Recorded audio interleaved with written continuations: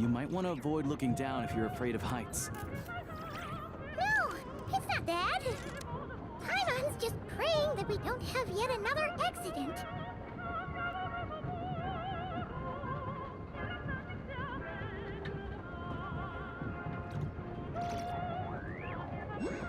That mountain is breathtaking. Reminds Paimon of Dragonspine. They say this mountain's the domain of a Snegovic lord. A lot of the Snegovic retreated there to live in seclusion, so it's a pretty mysterious place. You hear all kinds of stories. Even the residents of the nearby town of Svietlo-Lidovka steer clear of the summit, and they make a living off of harvesting prime ice.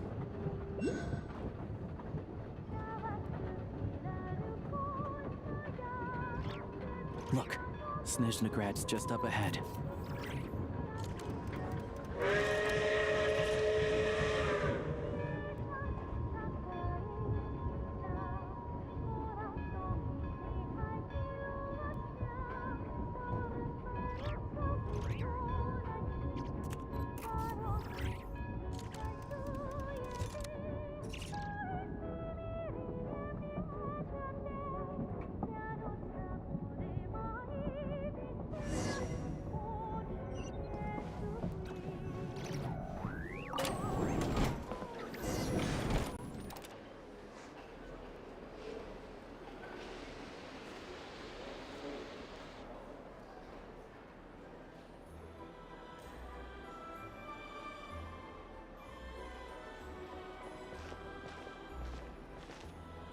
Here we are. Welcome to Snezhnograd train station, the biggest transport hub in the nation. Wow! It's so majestic! Just flying from one side to the other would probably leave Paimon out of breath! It's built for maximum efficiency, but yes, transferring trains here can be a little tiring. In the future, you can use this train station to travel anywhere you want in Snezhnaya. For now, though, come with me. Let's get Paimon checked out. This way. There's a lift car that goes straight to Sapoliarny.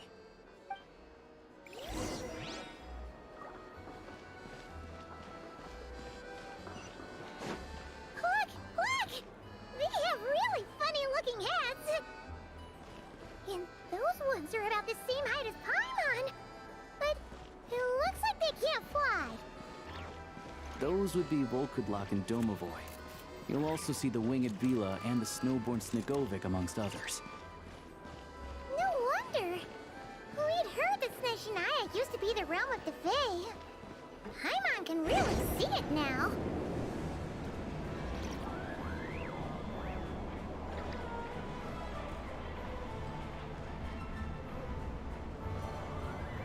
We should look for a place to... To the left is the market of Zolny. They sell everything there. You can often find some nifty little trinkets. To the right, you'll see the Korolyevsky Theater in the distance. Look at that! Incredible!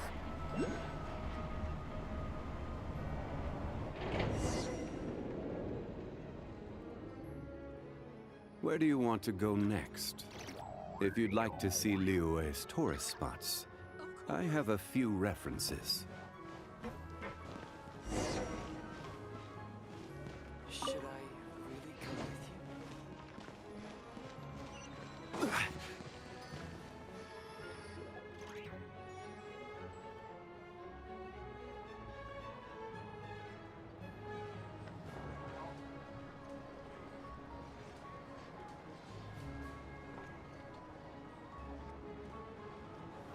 Wow!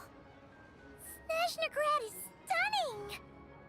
Seeing it with our own eyes makes all the trouble we went through to get here worth it! I found it pretty stunning when I first came here too. But I soon found out that stunningly beautiful means stunningly expensive. The prices here are crazy. I'm just a small-time hunter, so Zolny is where I spend most of my time. This way will take us to Podvorier restaurant. They offer food and lodging there, so you can get settled in while I fetch the doctor. Hello, Alistair. Been a while. That gonna be stunningly expensive too? Yeah, I mean, Yep. there are places to stay in Zolny. but I highly doubt they'd meet your Finally, standards. Most of the Schnitznaya. stoves are out of crystal, the windows are drafty, Ice, and at ice night, everywhere. four-legged roommates come out to play, sharpening their claws on the roof beams and floorboards. Yep, no way.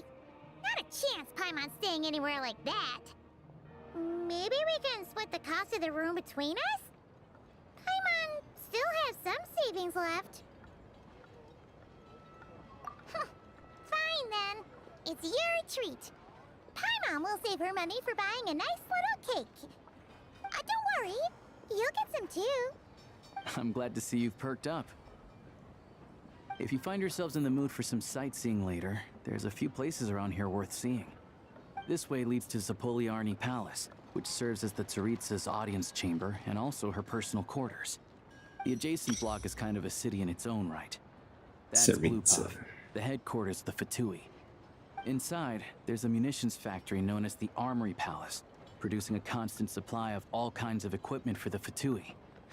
A lot of important research happens there too. And over there is the Snezhnegrad Vecha, where all the big shots meet regularly to make policy decisions. These places are best admired from a distance. I'm sure I don't need to explain why. Yeah, they probably have super strict security. We're not looking for trouble right now. The downtown area is near the center of Zapoliarny. That's where you'll find the restaurants, bookstores, and gift shops. Another place of interest is the Northland Bank, which is over this way. Oh, and I'm sure you'll want to make contact with the Adventurers Guild at some point, right? That's right here. Ooh, speaking of adventuring, we use alchemy quite a lot. Do you know where we can find a crafting bench? No one practices alchemy at Snezhnegrad, I'm afraid. Apparently there's some historical reason for it. Oh, we'll just have to use the one on the train then. Kinda inconvenient. Wait, how come there's one on the train if that's Snezhnayan too? Yeah, I don't know. Not my area of expertise. Still, I wouldn't say the absence of alchemy makes life here any less convenient. Anyway... Finally, there's Zolny in that direction. It's mostly residential buildings and factories, but there's a few shops too. Worth a look around if you're interested. That's about it. You guys go ahead and get checked in while I track down my doctor friend. Sounds good. Thanks for all the recommendations. It'll be good to get out of the cold wind. Paimon's starting to feel another headache coming on.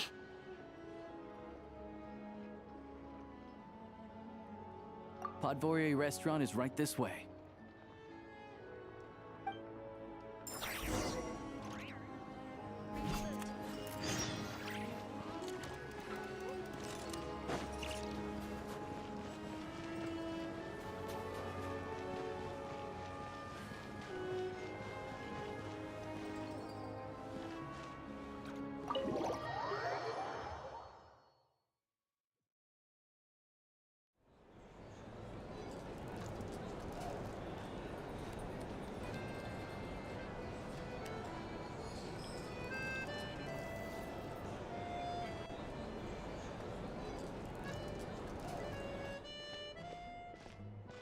Looks like you get what you pay for, huh? Paimon likes this room a lot. Yeah, much better now that we're out of the cold. Oh, thanks for taking such good care of Paimon. Honestly, she feels kind of bad for throwing a wrench in the works. If this were anywhere else, we'd be out investigating and adventuring by now. But instead, we're stuck here waiting for a doctor. You're right. No need to push ourselves too hard for no reason. A lot happened on our way into the city. Let's review what we've learned so far and try to figure out what to do next. Obviously, the million more question is, what is this Tsaritsa planning? Everything else leads back to that. Sure was. And so far, we've learned that in addition to the 7 Gnosis, her plan also requires a ton of energy. But we won't get to see her anytime soon. Alosha said that she went east to fight that big monster. It must be a pretty powerful one if it can blanket the whole of Snezhnaya in a snowstorm this awful. To be honest, what we're really lacking right now is information. The kind of information that only the higher-ups in the government would know. Not word on the street type of info. Paimon can think of a few people who might be able to help us. But... Right! And when we left Nocry, Sandrone specifically left a message reminding us which side we're on. So... it's unlikely they'd tell us anything confidential about the Tsaritsa's grand plan. Yeah, fair point. Besides, that Gloop-off place is right nearby. We've got nothing to lose, so it'll be a waste not to go. There's gotta be someone there willing to talk to us, right? Maybe Arlecchino or Sandrone? Or possibly Tartaglia. But it's unlikely we could sweet-talk Arlecchino. Let alone Sandrone. She basically told us to stay in her lane already. Yeah, the last time was all the way back in Fontaine, right? Too bad we missed him in Nocry. Apparently, he came to help out. Hello. Is there a traveler and Paimon in there? That's Alosha! Come in!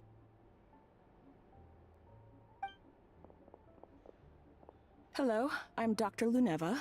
Alosha mentioned that one of you is feeling a little under the weather. I see. So you're my patient today, yes? And you're, Faye, I presume? Good question. Paimon's not too sure either, but she's definitely not the same kind of Fae as the ones we saw at the train station. Is that gonna be an issue? Not exactly. It's just, I'm used to treating human patients. Fae tend to be far more resilient than even the healthiest and most long-lived of humans. But don't worry, I do have some experience treating Fae. I've even diagnosed plenty of cats and dogs in my time. Safe to say, I have a fairly eclectic range of expertise. It'll be fine. Paimon's basically the same as a human. Right? We're no different when it comes down to it, are we?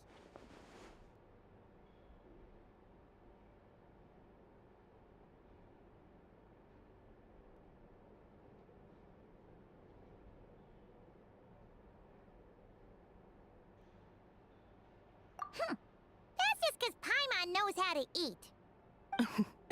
Now, please take a seat.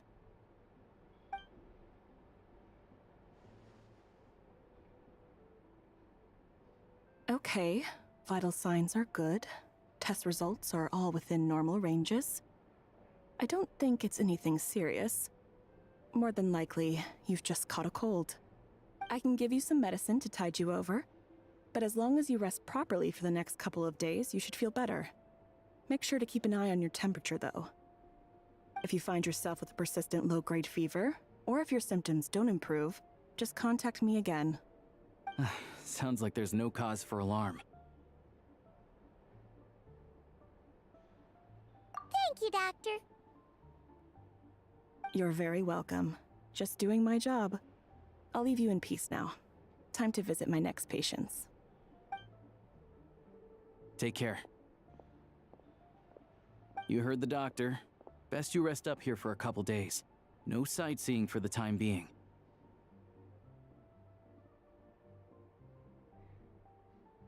All right, then. Guess we've got no choice. Let's just treat it as a short vacation. I have to get back to it. If you need anything else from the doctor or me, go to the Hunter Trade Station in Zolny. The boss there knows how to reach me.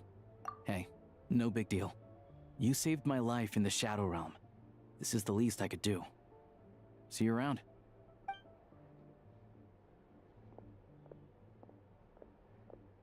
All right, time to find Child and see what he can tell me.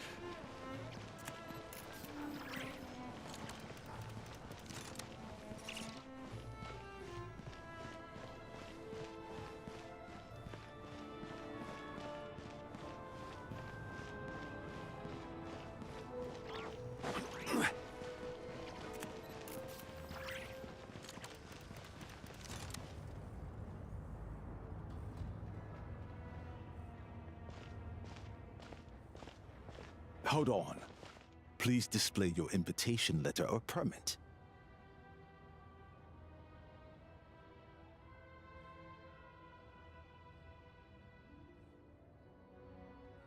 Glupov does not accept meeting requests without a prior appointment. You'll have to apply per the advertised booking process and wait until your invitation letter is issued.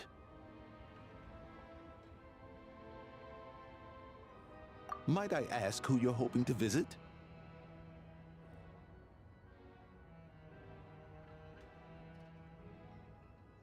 Another one who thinks the rules don't apply to them. I don't understand why people think they can just talk their way in here. You don't just show up and land a meeting with the Harbinger. But I have to go through the motions for protocol's sake. Honestly, it's such a waste of time asking when I already know what the answer's gonna be. Wait a moment. I'll pass on your message. If Child is unavailable, you'll have to go through the proper procedure.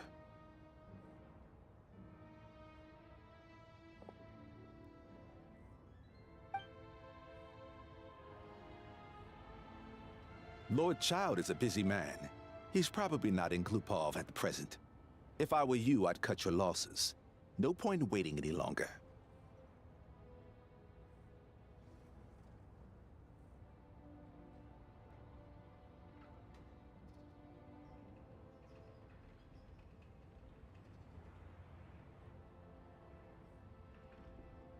Even if you two are old friends as you claim, please understand that the Fatui Harbingers are often busy with their official duties.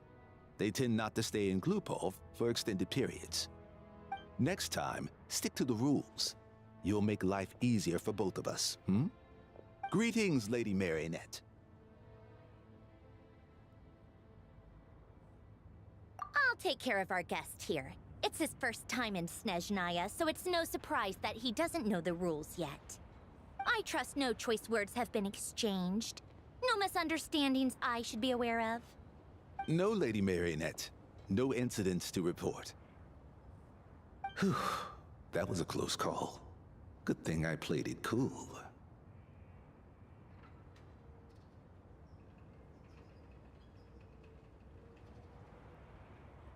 Is that right? Good to know. Wait, where's Paimon? Under the weather? That's hard to imagine. She's always buzzing with energy. I take it she's still adapting to the climate. Happens to a lot of people. It's even colder here than in Nodcry. Has she seen a doctor? I can get you one if you need. All right then. Well, let me know if you run into any other problems.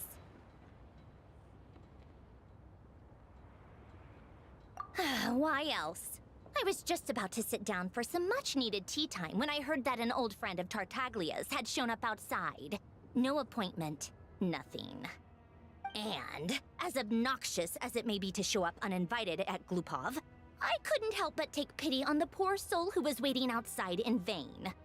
So I had no choice but to abandon my freshly brewed piping hot tea and come to see this mystery guest for myself. Well, I felt our time working together in Nodcry warranted some courtesy. I couldn't exactly let you freeze to death out here in the wind. Unfortunately, I can't invite you inside either. The rules of Glupov wouldn't allow it, and as a Harbinger, I have to lead by example. On the plus side, Snezhnograd actually has some class, unlike Nasha Town. Torchlight Books has a very nice selection of teas and cakes, so we can catch up there. Your treat, of course. Because I already wasted one perfectly good cup of tea today. That's why.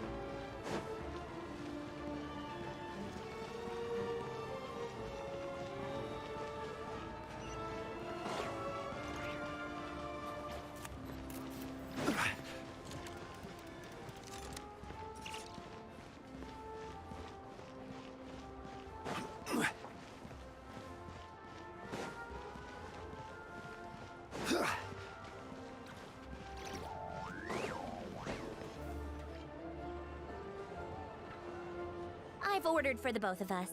No objections, I assume. I'm sure you trust my taste.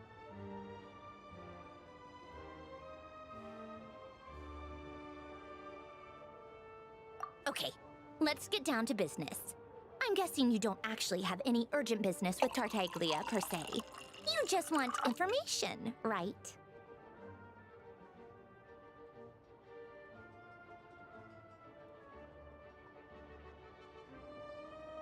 Wanna take a guess?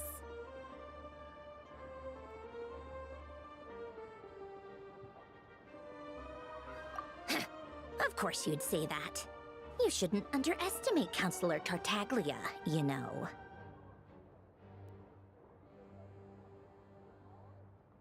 That's right. I'm sure you've heard of the Snezhnograd Vecha by now. Well, he's busy preparing some paperwork for their next meeting. They'll be discussing yet another extension to Project Stuja. It's basically all anyone cares about in the Vecha these days.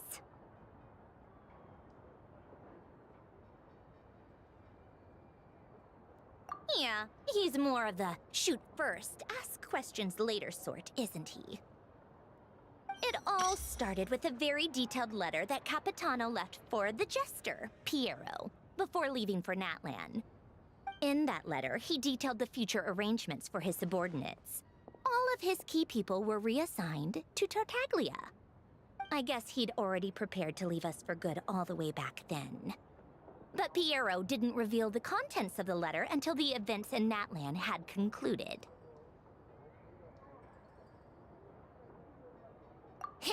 That was his reaction, too. Why me? With a bewildered look on his face. He'd always assumed Capitano looked down on him. He was a man who kept his thoughts to himself and barely spoke to him the whole time they'd known each other. But he occasionally brought Tartaglia along to my tea parties back in the day. So to the rest of us, it was clear that Capitano had quite a lot of respect for his young comrade. By the rest of us, I mean my tea party regulars. Arlecchino, Rosaline, and... actually, not Columbina. She was probably oblivious to it. Anyway, then the Liues situation happened. Normally, it took a lot to get under Capitano's skin, but that time he was furious. It's not really my place to talk about it, though. You can ask Tartaglia about it sometime. Basically, Tartaglia probably had the wrong idea about Capitano all along, right up until Piero revealed the letter he'd left behind. Capitano believed that despite Tartaglia's immaturity, he showed great potential. Plus, he possessed a kind of purity rarely seen among members of the Fatui. Yeah, it's one of the few things that I'd agree those two have in common. But there's one other reason why Capitano chose Tartaglia to assume command of his troops. He knew that after he was gone, several of the others would swoop in on his army like vultures. With the ones who stood to benefit the most being the Rooster, Pulcinella, and Regrator, Pantalone. Once they divided Capitano's troops between them, they'd be more powerful than ever. No one would be able to stop them. So, you can see why Capitano chose to hand that letter to Piero, right?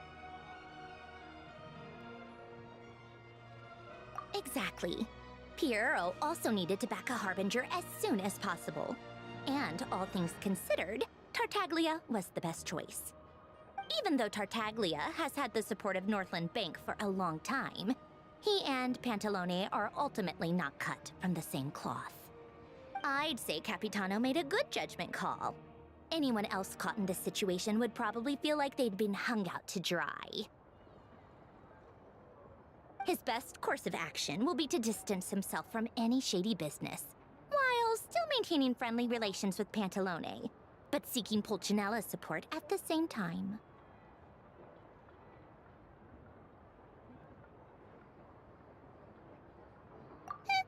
What's the point in having a tea party if you don't spill a little tea?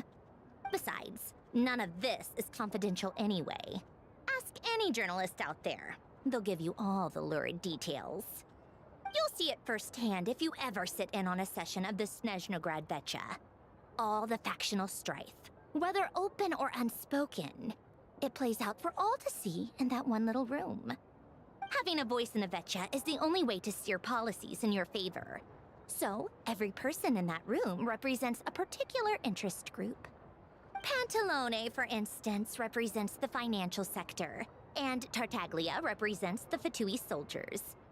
Personally, I have no interest in political jousting, but since I have a number of engineers and researchers under my command, I have to make their voices heard. Then there's Pulcinella, the linchpin of the Vetcha. He represents politics itself. Everything involves him, so nothing can bypass him. Any issue that comes up, he knows how to mediate.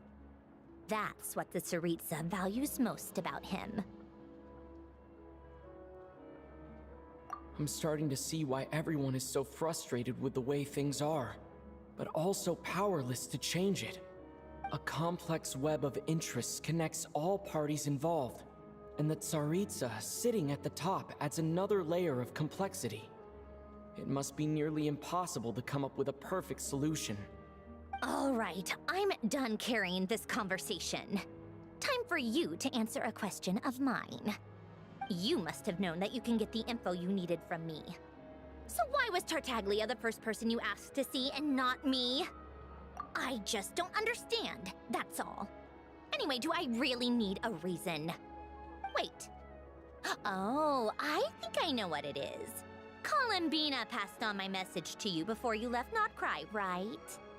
I only meant you should be mindful of which side you're on. Is that actually why you didn't ask for me? Because you took that to heart?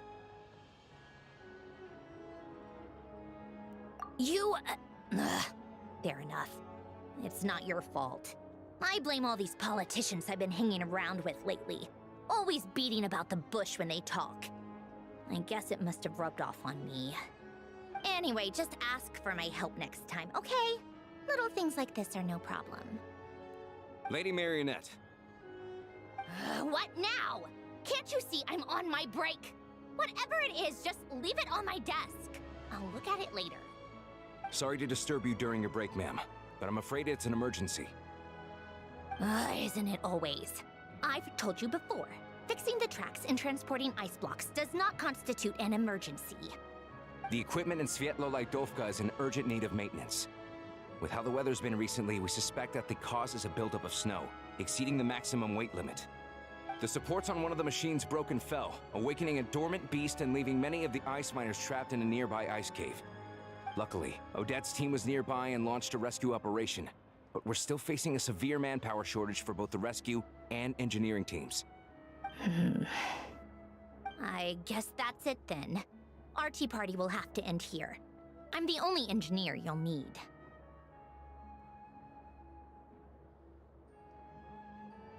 Do you actually want to come with, or are you just saying that? Nice of you to return the favor.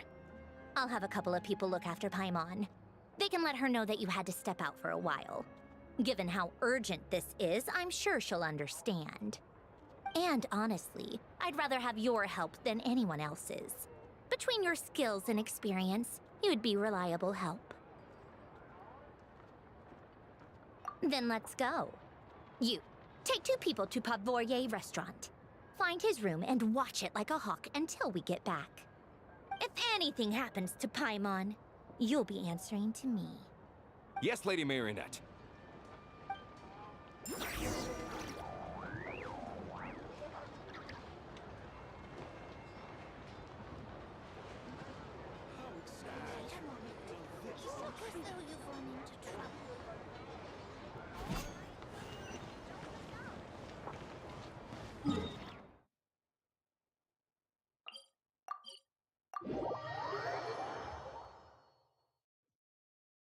We should look for a place to take shelter. They weren't exaggerating. This is really dangerous. It's a good thing only one of them broke. From what I've been told, most of the trapped miners are over in that direction. Yeah, you do that while I check the rest of the equipment. I'll evacuate the people around here as I go. Meet me back here as soon as you're done.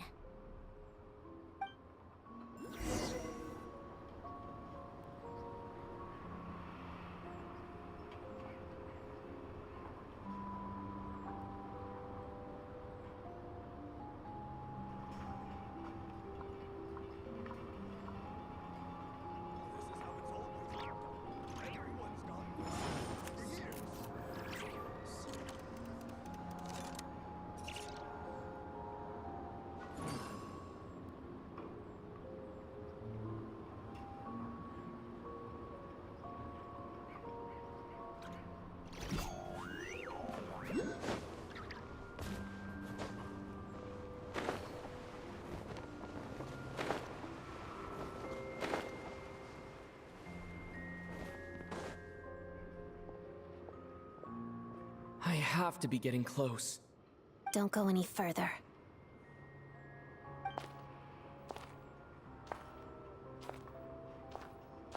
It's too dangerous here. There's a highly aggressive monster on the prowl. You need to leave, now.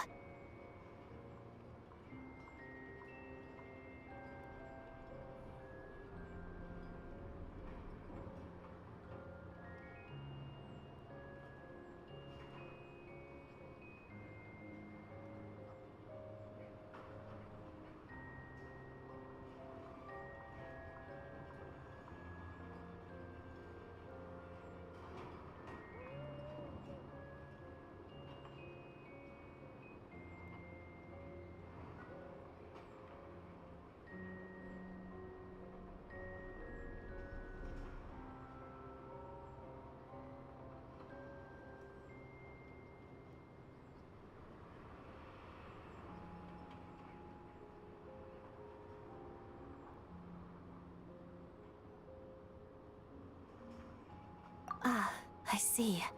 You're the backup from Snezhnegrad. Well, I'm Odette. Good to meet you. Ah, so this is Odette. She was the first member of the Fatui on the scene. There are 5 people trapped in the cave. Monster type is unknown, and so is its location. Let's go. Every second counts.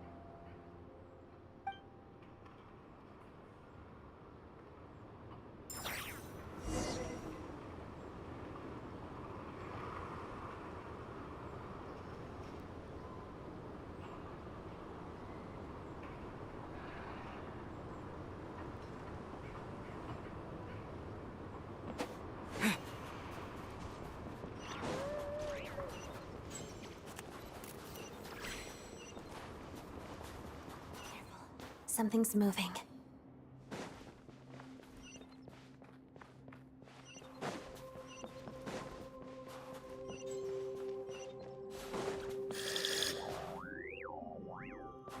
This must be the monster's shadow. Looks like a tough opponent. Together. Harada.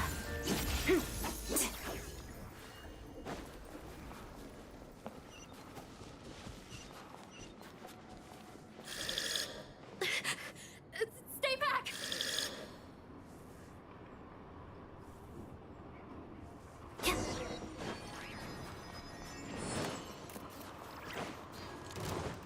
Witness the snow swan's grace.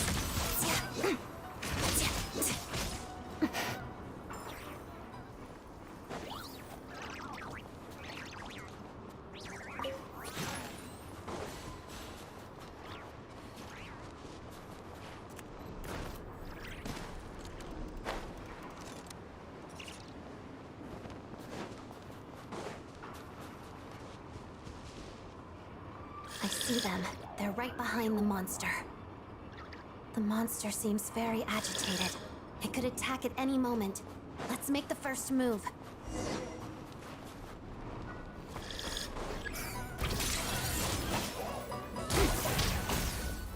Take this! Thunderclap!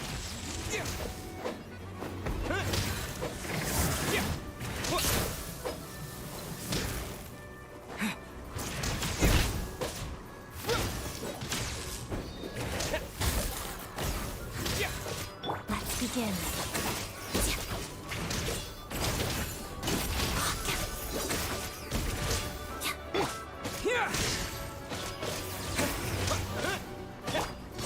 Crystalline Adagio.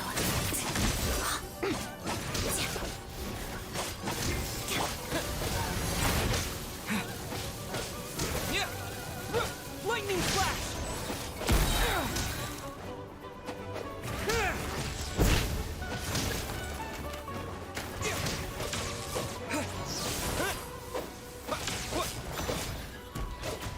Shadow me.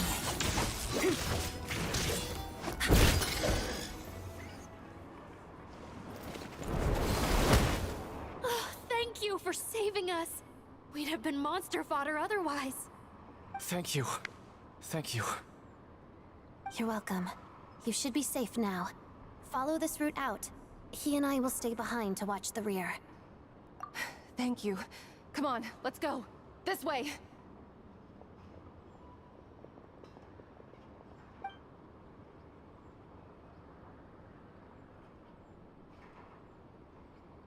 I've searched the area. Pretty sure the monster made a tactical retreat.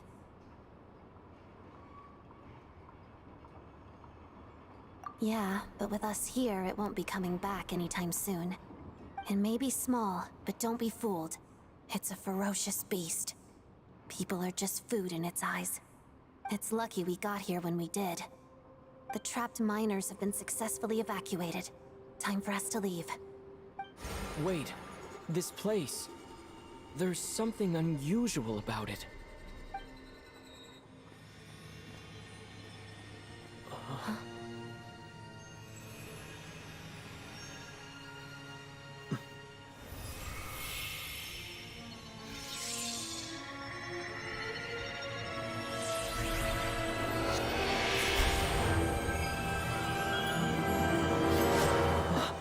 What is that? I don't know. It's back? Guess it has family.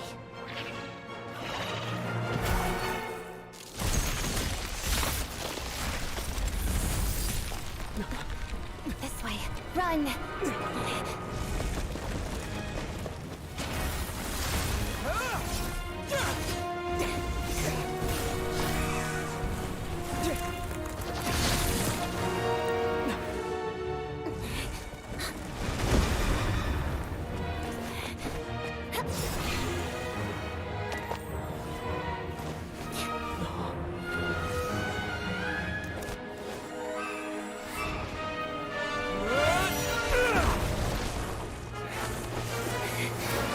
Thanks. Let's get out of here.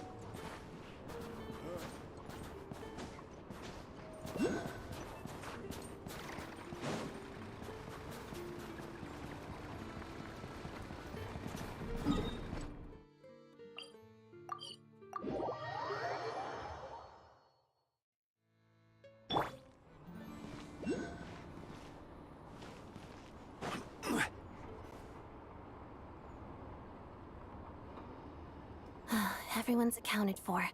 We managed to rescue them all. We also placed a sign at the entrance to the cave, warning people to stay away. You really held your own today. I still don't know your name. Don't think I've seen you before. I'll remember the name. All right then. See you around. Hello, Lady Marionette. I hear the rescue operation was a great success. I knew I could count on you. What brings you here, Odette? Here for a performance? No, a Fatui mission. I happened to be nearby and heard the crash. She hasn't introduced herself then. Odette is the prima ballerina of Snezhnograd. She's quite the celebrity. If you ever hear people mention the two crowning jewels of the Korailievsky troupe, they're talking about Odette and the prima donna, Vodyanitsa. On top of that, Odette's also a rising Fatui star. It's looking likely she'll inherit the title of the Fair Lady. She learned all her combat skills from Rosaline herself. Used to be one of her most valued subordinates, too. You flatter me, Lady Marionette. If she's Rosaline's protege, that makes me... Never mind. There's no need to bring it up. No point making things awkward. How's progress on your end, Lady Marionette? Equally successful. I finished reinforcing all the equipment. Took me a little longer without Polonia's help. But the outcome is the same, of course. Even if the heavy snowfall summoned by that monster lasts for another 3 months straight, this equipment won't give way. All right, now that we're done here, it's time to get out of this blizzard.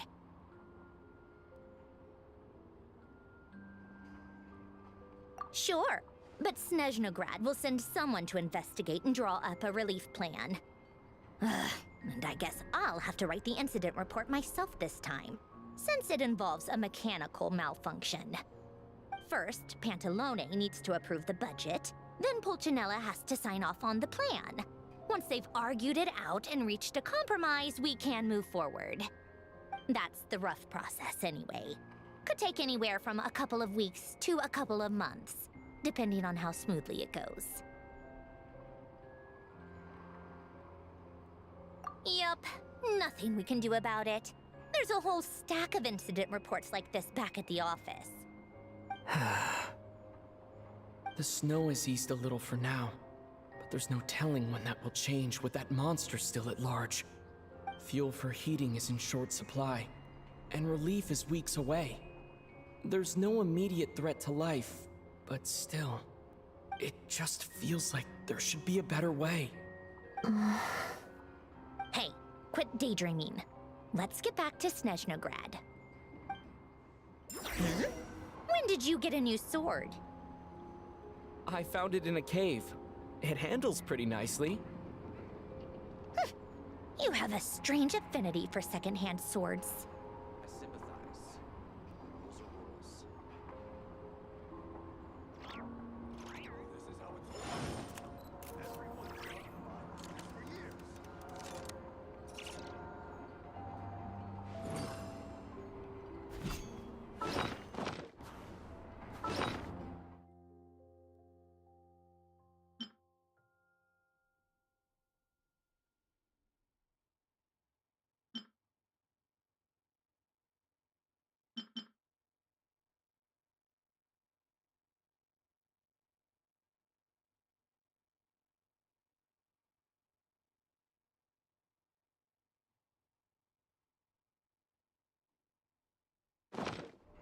How's...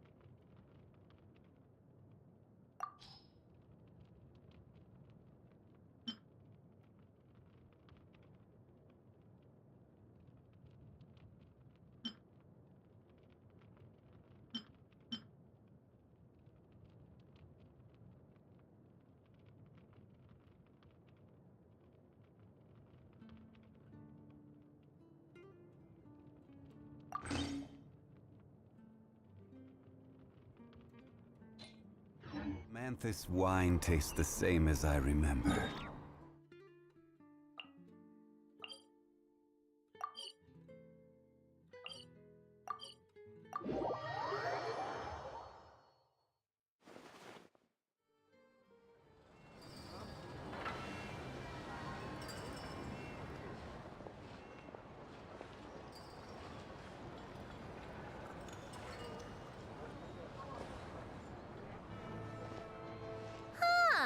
Well, if it isn't Counselor Tartaglia, Mr. Big Shot himself. Go easy on me, all right? I'm still recovering from the interrogation the real Big Shots put me through. Hey, comrade, it's been too long. I heard you came looking for me earlier. Nicest surprise I've had in a while. Good to see you too, Odette. I'm guessing you guys just got back from Sviatlo-Lajdovka. How'd it go? Crisis averted? It went fine. How about you? Any new developments? Not really. Same as ever.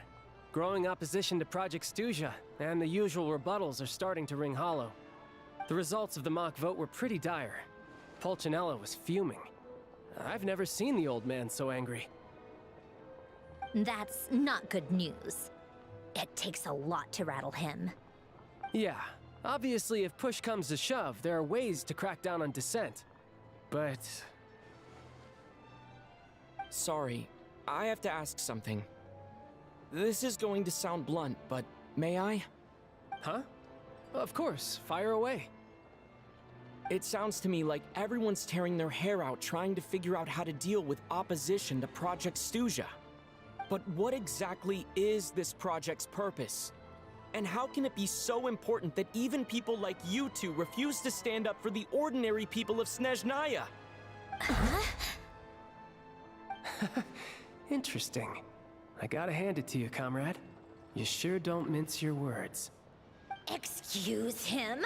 What does he mean, refuse to stand up for ordinary people? Oh my gosh. How does he dare speak to the Harbingers like that? Are you interrogating us now? It's okay, Sandrone. Let me explain. I think I understand where he's coming from. If I could, I'd take your side right now. In fact, my position's very similar to yours. I've only held back on casting a dissenting vote in the Vecha because the Tsaritsa would never let me get away with it. Still, I have a responsibility to the Fatui armed forces, so I do what I can to make their voices heard. Most of them are just regular folks from small towns far from the capital. I'm sure you've seen how much those kinds of places are struggling right now. Oh, and for what it's worth, I'm from Arepasak myself. Things aren't going so swell there either.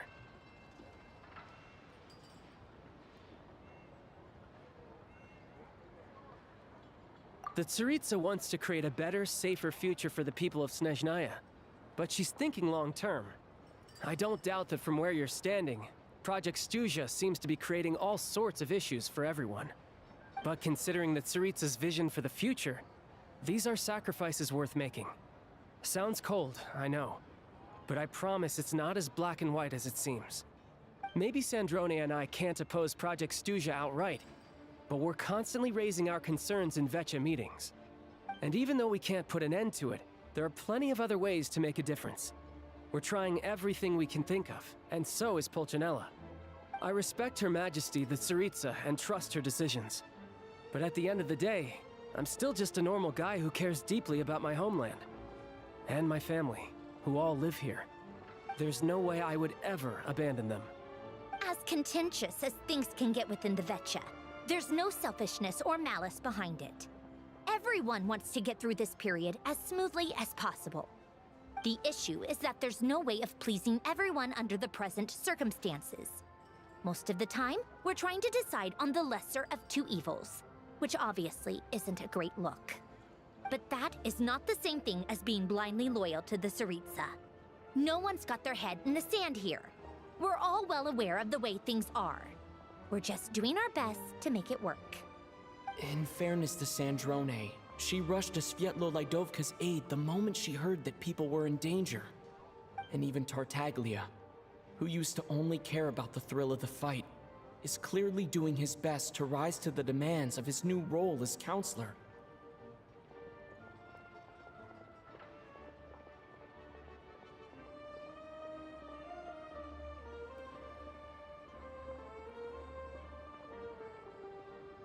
Hey, come on.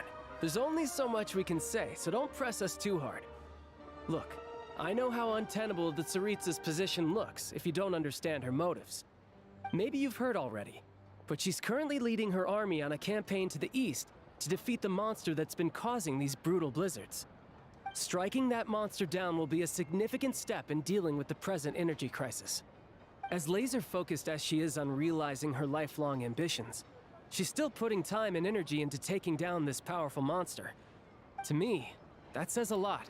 If she thought Snezhnaya and its people didn't matter in the grand scheme of things, why would she waste her time on something like this?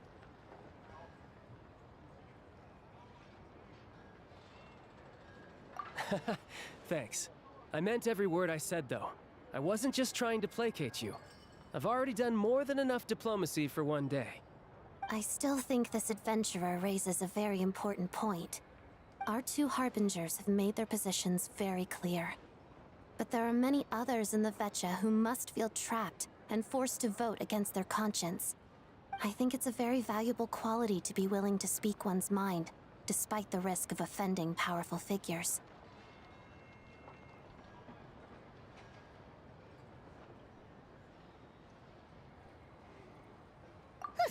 You can say that again.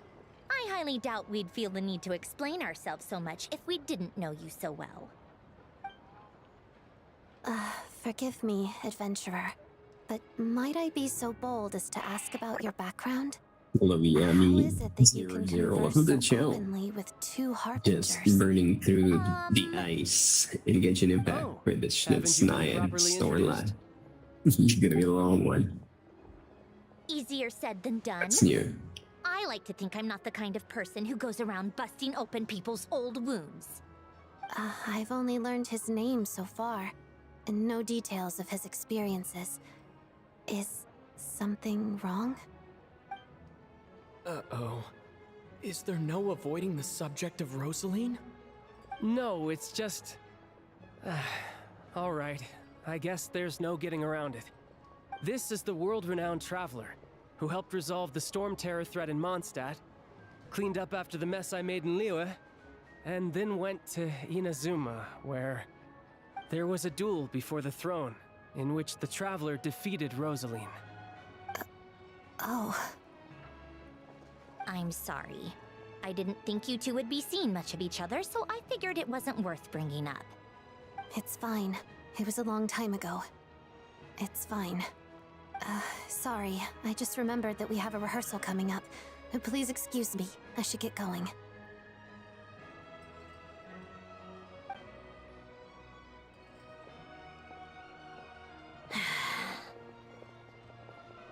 I've mentioned this to you before, remember? She was Rosaline's most valued subordinate. But they didn't actually get along. Not that Rosaline was really the type of person to make friends, but death has a way of resolving a lot of conflicts. Don't let it weigh on you.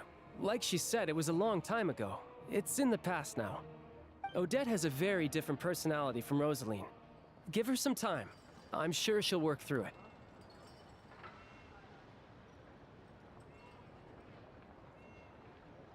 Oh, by the way, where's Paimon?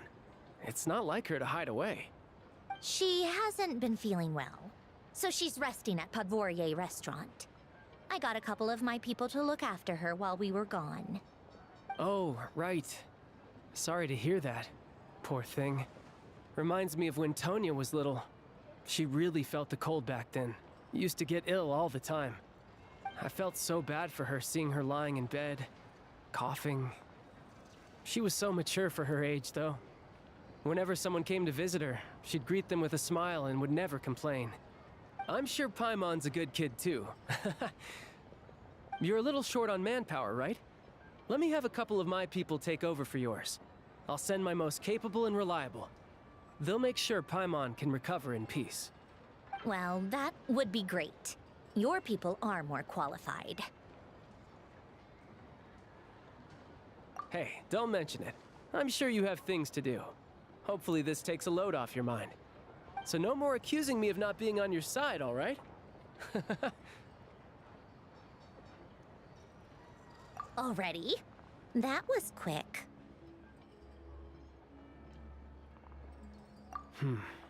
I'm afraid I can't help you there.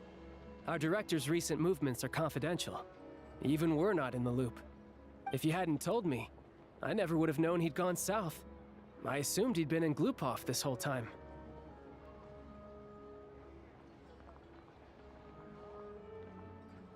Well, I guess I'd better go sort out Paimon's security situation. I have some other work to catch up on at Glupov anyway. Me too. I have an incident report to write up. Let's leave it there for now.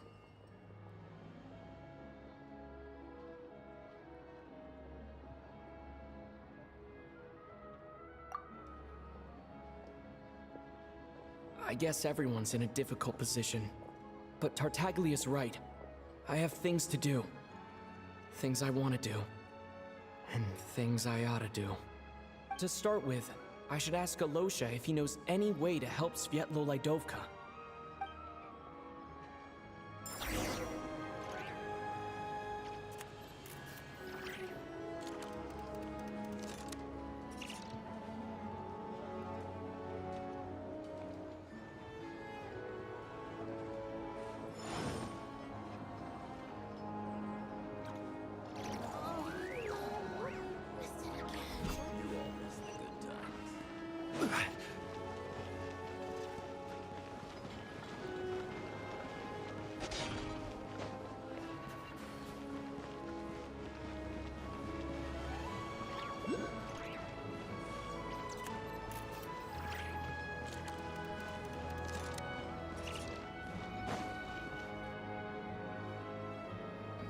How strange.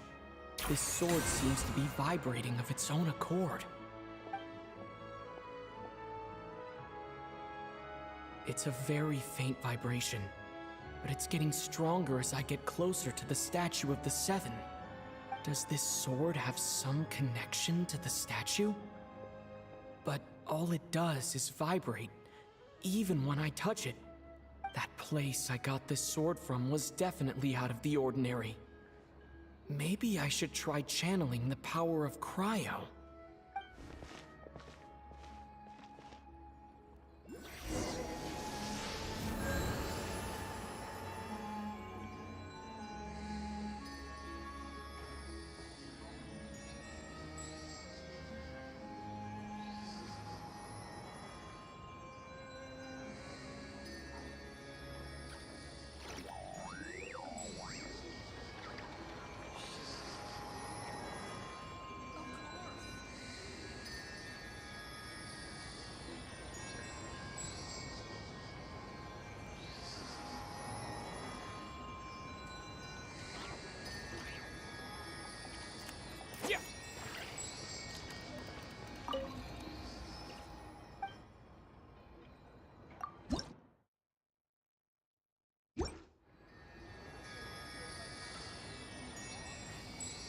Scorching burn!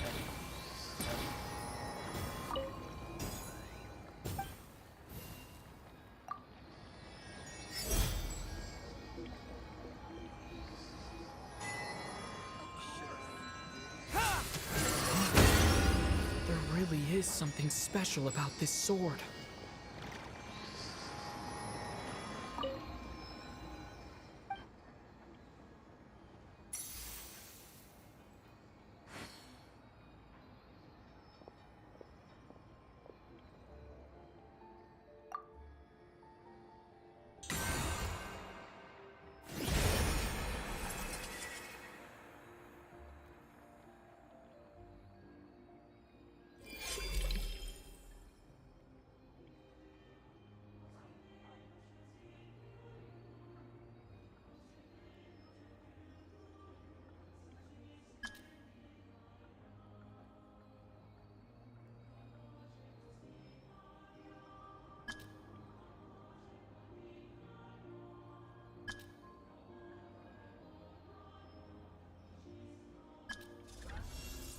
I don't really understand what just happened, but I'm pretty sure this sword just got a little more powerful. I'll have to try the same thing again when I come across another statue of the Seven. In the meantime, I'd better go find Alosha.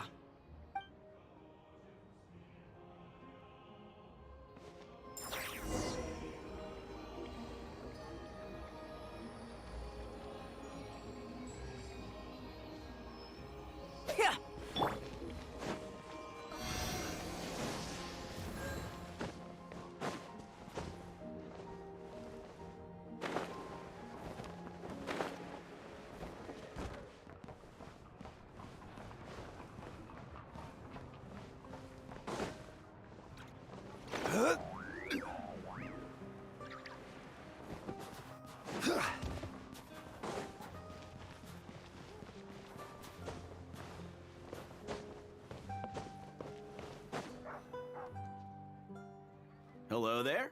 How can I help?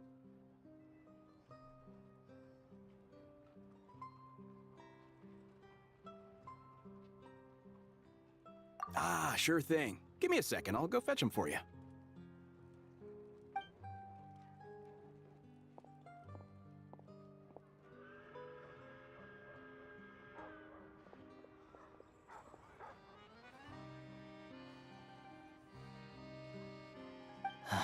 It's a familiar story. I've had similar experiences. Although Snezhnegrad doesn't deliberately delay or withhold relief, those first few days of waiting for help are always the hardest. It's a fundamental contradiction. If emergency relief can't be delivered in time, what's the point in even calling it emergency relief?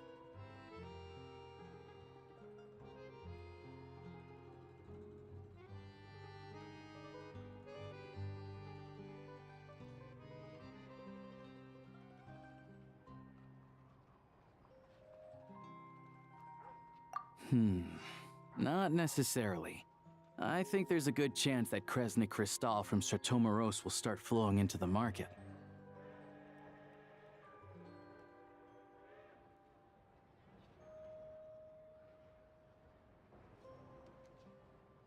When we resolve Stratomoros' energy issue, it's like we open the floodgates. A huge backlog of Crystal is now available to the townspeople. There's no way they can use it up at once. A lot of them will probably stockpile it and slowly work their way through. Probably a good idea, since energy prices are only going to keep rising. But there will always be people who urgently need Mora.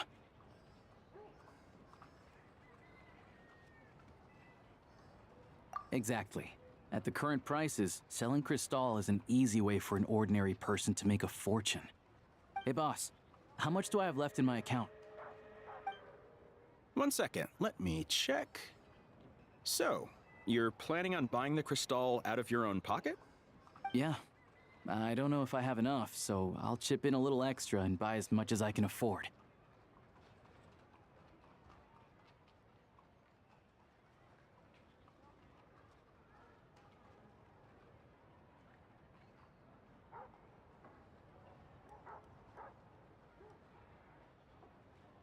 No, it's fine.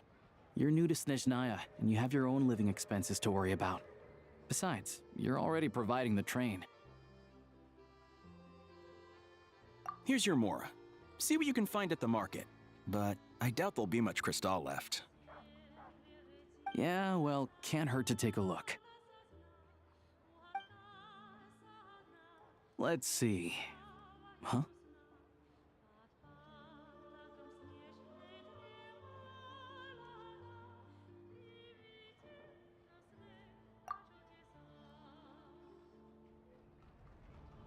Oh, Alosha, and...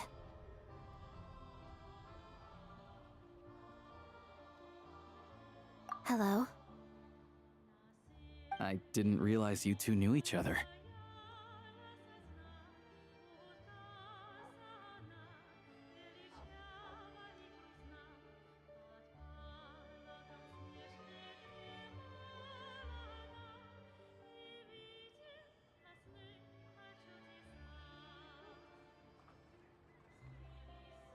Yeah, I take on some odd jobs in the city to supplement my hunting income.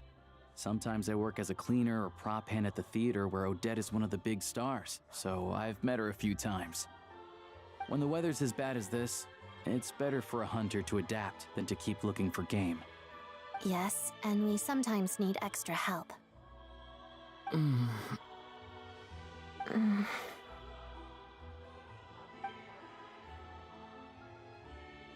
Wait, why is the atmosphere so awkward? I thought things went pretty smoothly in Svietlolaidovka. So, what brings you here, Miss Odette? Looking for some new props? No. After I got back to the theater, I couldn't stop thinking about the situation in Svietlolaidovka. It bothered me so much, I couldn't focus on my dancing. So I decided I'd come here and see if there's anything I can do.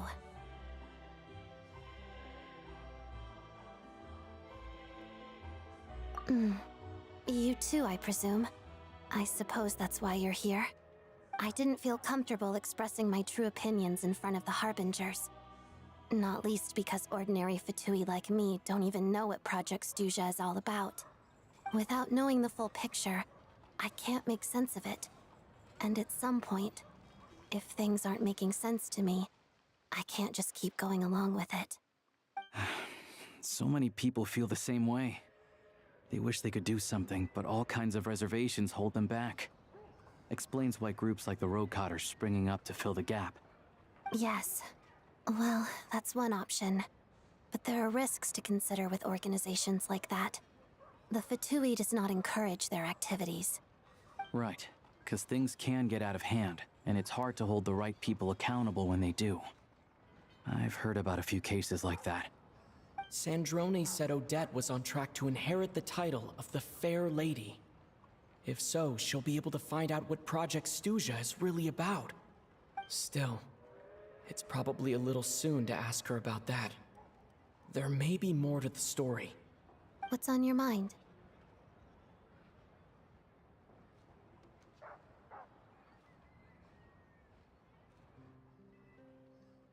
I think we can both agree that no matter which side you're on, it can't stop you from doing the right thing. Where there's a will, there's a way.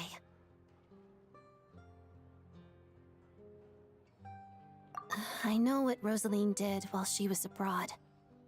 You made the right decision, so no hard feelings. So, what's your plan? Oh, we were gonna buy some Crystal. I heard there's some on the market right now. Funny. I had the same idea. In that case, let me pay. I can claim it back as mission expenses. The real issue here is that government relief is behind schedule. Surely it makes more sense for the state to cover these costs than for us to pay out of our own pockets. True. It's a huge expense after all.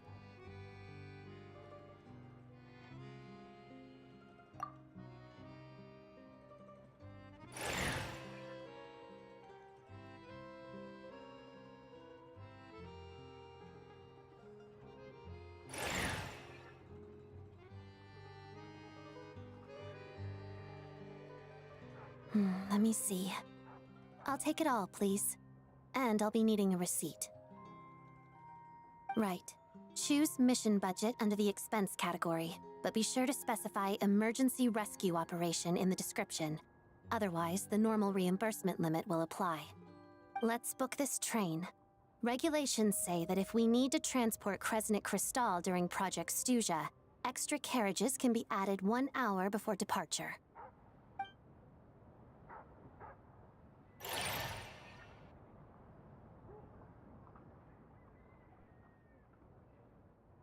That should do it. The train will be escorted to its destination by Fatui guards. This is my first time seeing you handle Fatui affairs, Miss Odette. It seems you're as skilled an officer as you are a dancer. You flatter me. It's only because I've been doing both my whole life.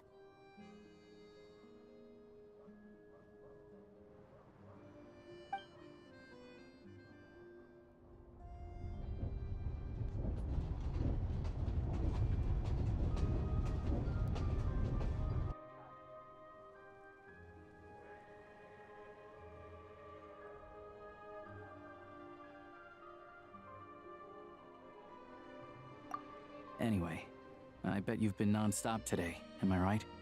Any idea how Paimon's doing? What's wrong? Who's Paimon? His travel buddy. Hasn't been feeling well. She caught a cold right after they got to Snezhnaya. Sounds like she's important to you. I can't believe you've been dealing with this on top of everything you've been doing to help the people of Snezhnaya.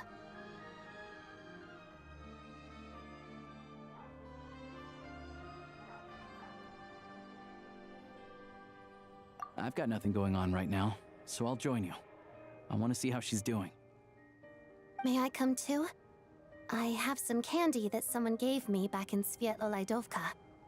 Plus, I know a little bit about relieving cold symptoms.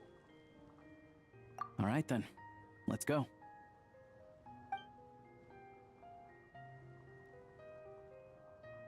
I still don't know what the deal is between these two, but at least the tension seems to have vanished. A good sign, hopefully.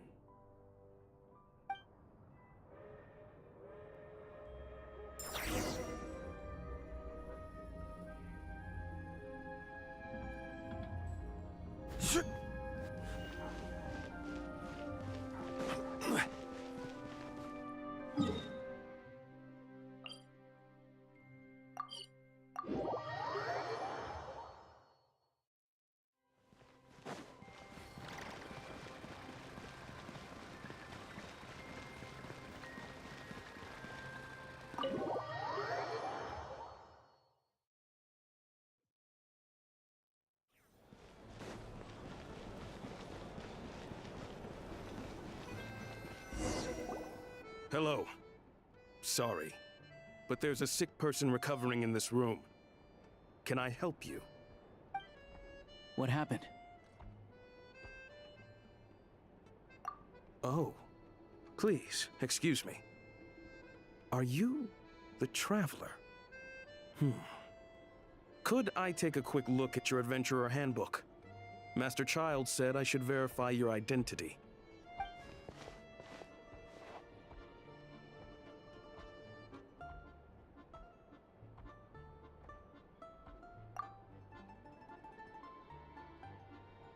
Ah, it's really you. Sorry for the inconvenience. We're under strict orders from Master Child to keep this room well guarded. At the same time, we can't interfere with Podvoye Restaurant's business. That would only seem all the more suspicious and draw unwanted attention to this room. Besides myself, a few of my colleagues are stationed in and around the restaurant, in plain clothes, of course. Rest assured, you're in safe hands. I didn't expect such a high standard of protection. Well, Master Child handpicked us for this special assignment. We're not about to let anything go wrong. Anyway, I won't keep you any longer. Please, head inside.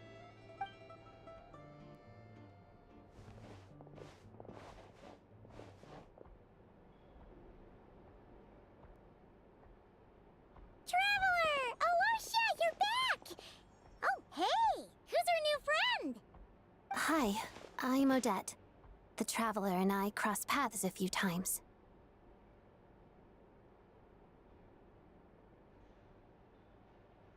Another friend from the Fatui, huh? You're practically a member yourself by this point.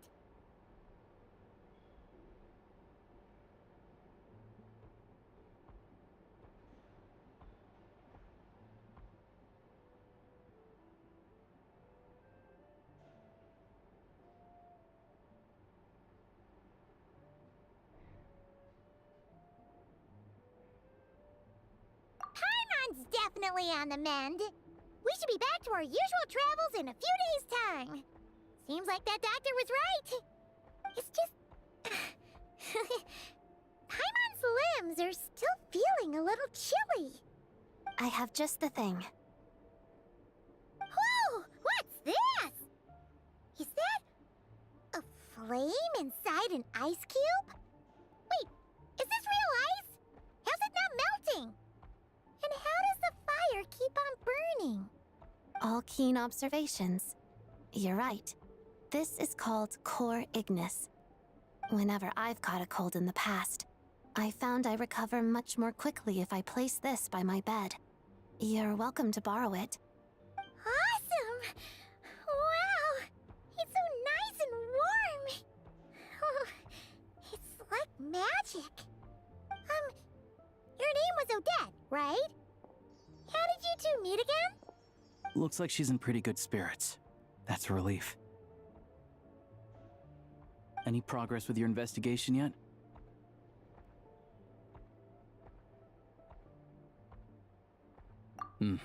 No surprises there, I'm sure. They're not likely to let anything slip.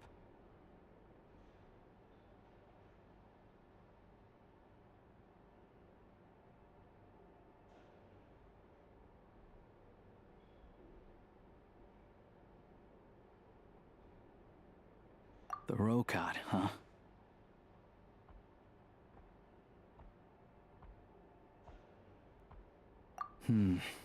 Let me think. Members of the Rokot keep their true identities hidden, but I think there might be someone I can introduce you to. Leave it with me. Meet me at the Korolyevsky Troop tomorrow, and I'll tell you how it goes. Would anyone like a drink? I'm gonna head to the bar. Paimon will have... maybe some hot milk? Yeah. Paimon's in the mood for something warm. Enough with the secret chat, you two. Let's catch up properly in a minute. Paimon wants to know everything that's happened today.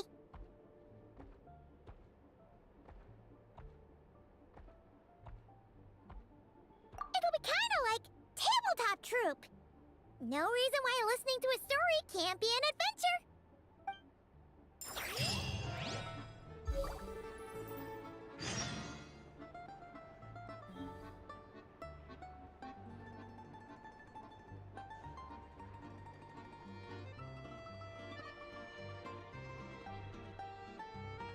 Osmanthus what?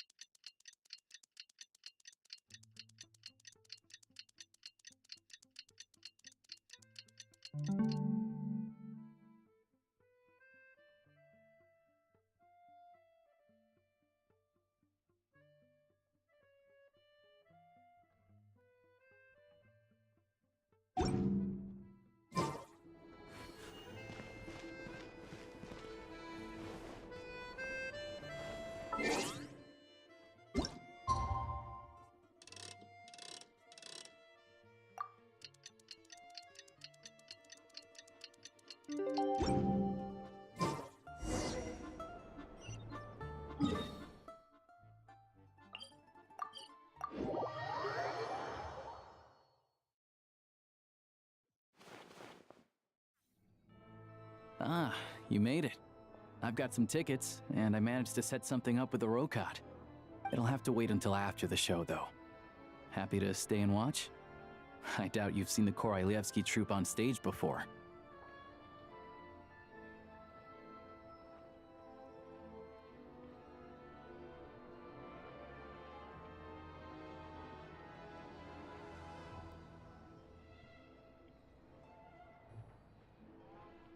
Pleasure.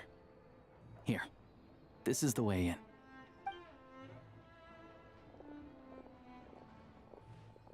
Please present yourself for a routine inspection in accordance with theater regulations. Thank you.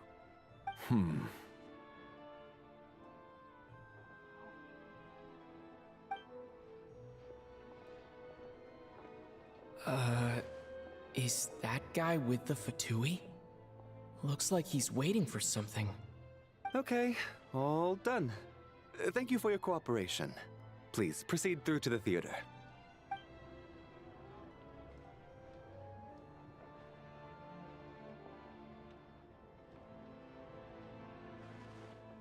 What's up? Everything okay?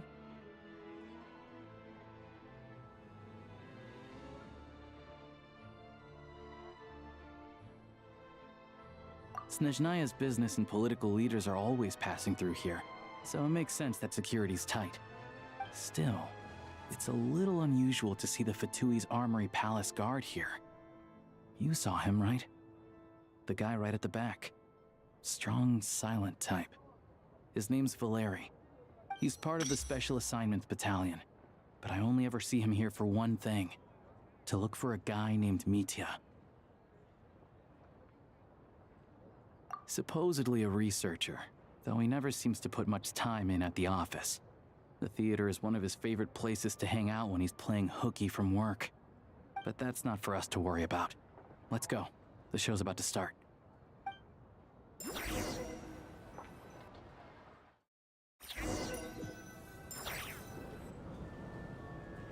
What do you think? Pretty impressive, huh?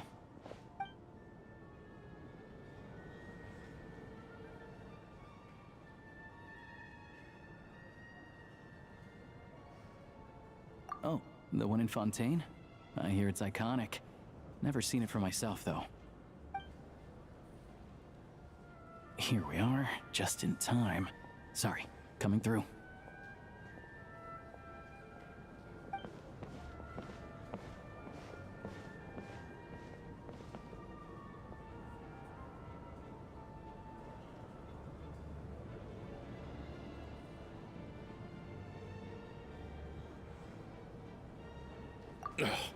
If you're gonna show up late, keep your mouth shut. What's his problem? Whatever. No point arguing with people like that. Look, there she is. That's who I'm introducing you to later. She's the lead singer of the troupe, Vodyanitsa.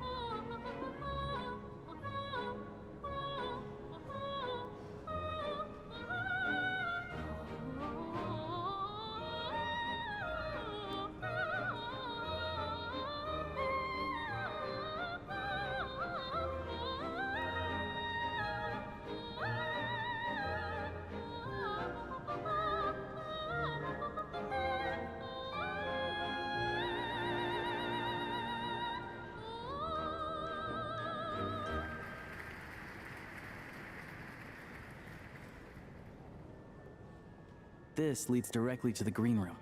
They're expecting us. Vodyanitsa will be waiting for us there.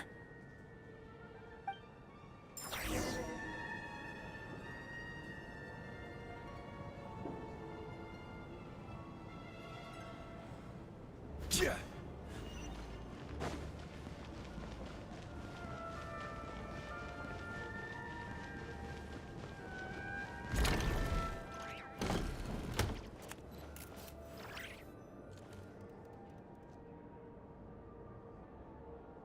Hey there. Excuse me. Can you believe it? I am so mad right now. Come in. Oh, it's you two.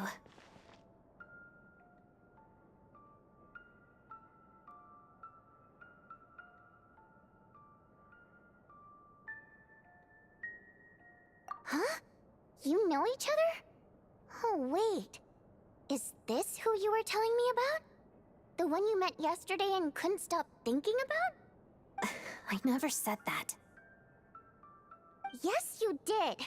Why are you denying it? It was right before I went on that rant about the moody factory owner. Oh, I remember it so clearly. Might I ask what brings you two here? Oh, I just brought him here to see the show. And when it finished, he was full of praise for Vodyanitsa's performance. So I thought I'd try my luck. See if we could get the chance to chat for a bit. Maybe get an autograph? You work here. You of all people ought to know that's against the rules. It's not what the green room is there for. Oh, what's the big deal? Come on, don't be shy. I can give you an autograph. You can take a picture too if you want. Do as you please. I finished all my shows for the day. I'll leave you to chat.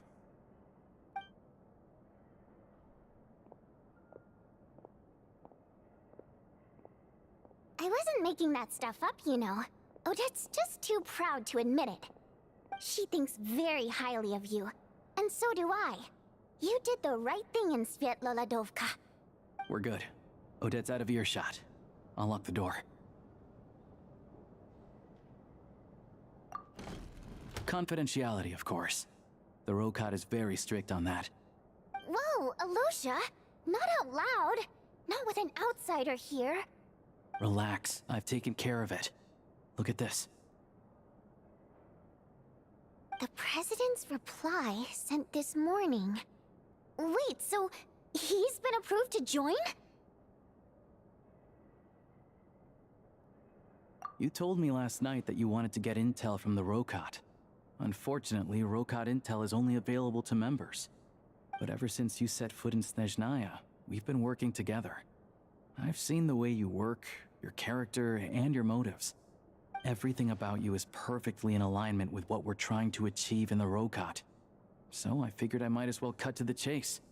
I wrote a letter to the President explaining your situation, including just the right amount of detail. His approval came very quickly. Of course, it's still your decision whether you want to join or not. We'll respect your choice.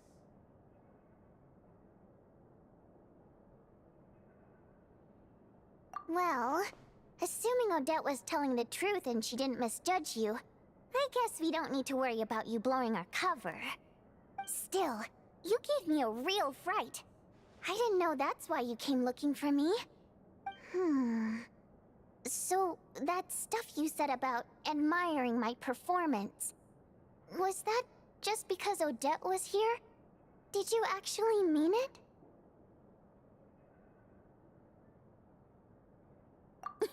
Now you're talking. That's what I like to hear.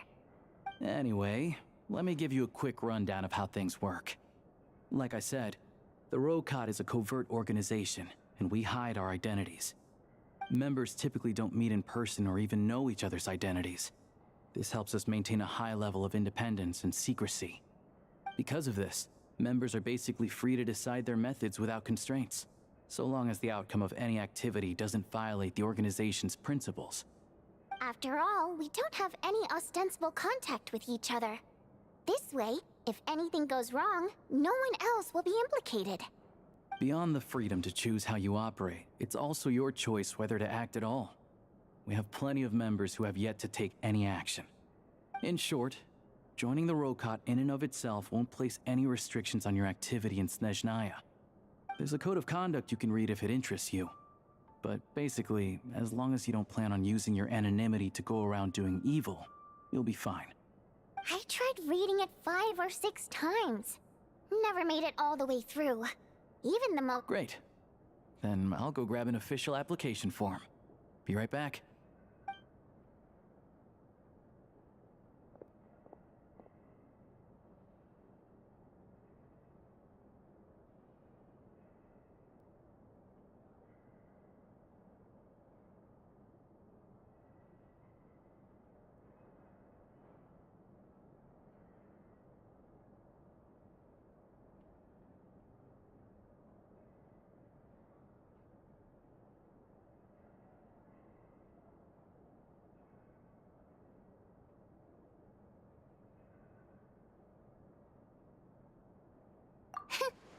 Well, Alosha has this pet dog, you see.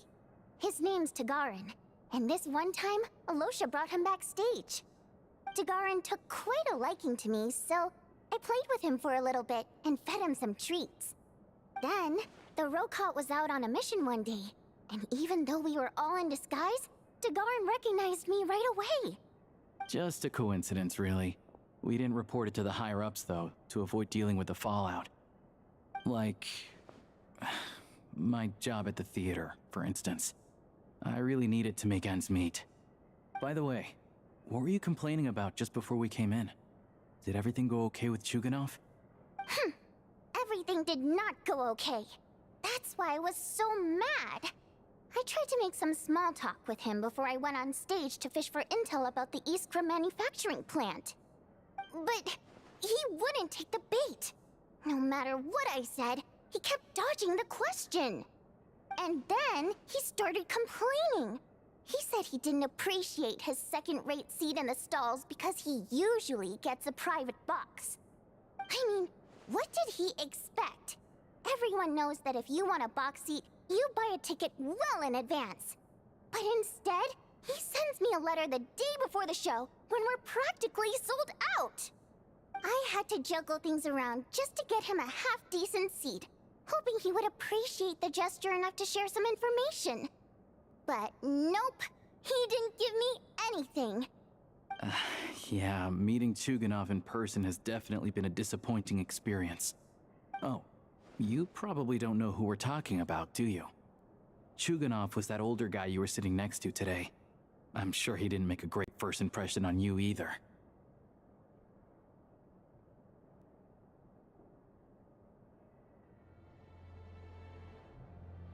To the citizenry, he's a family man and a kind boss. But our interactions with him tell a very different story. It's one thing to ask for a favor, but he acts like it's his right. He always expects special treatment. Take the ticket situation, for instance. I've actually gotten him a private box in the past. But not only was he not even grateful, now he's acting like I've sold him short this time.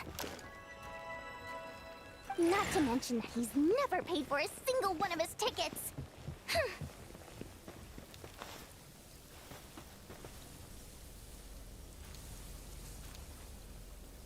And another thing, if he's such a big family man, why doesn't he bring his wife and daughter to see the show once in a while? I've never seen them here, not even once. Calm down, Vodyanitsa. If you won't do it the easy way, we'll have to try the hard way. But first things first, here's your application form. Go ahead and fill it out.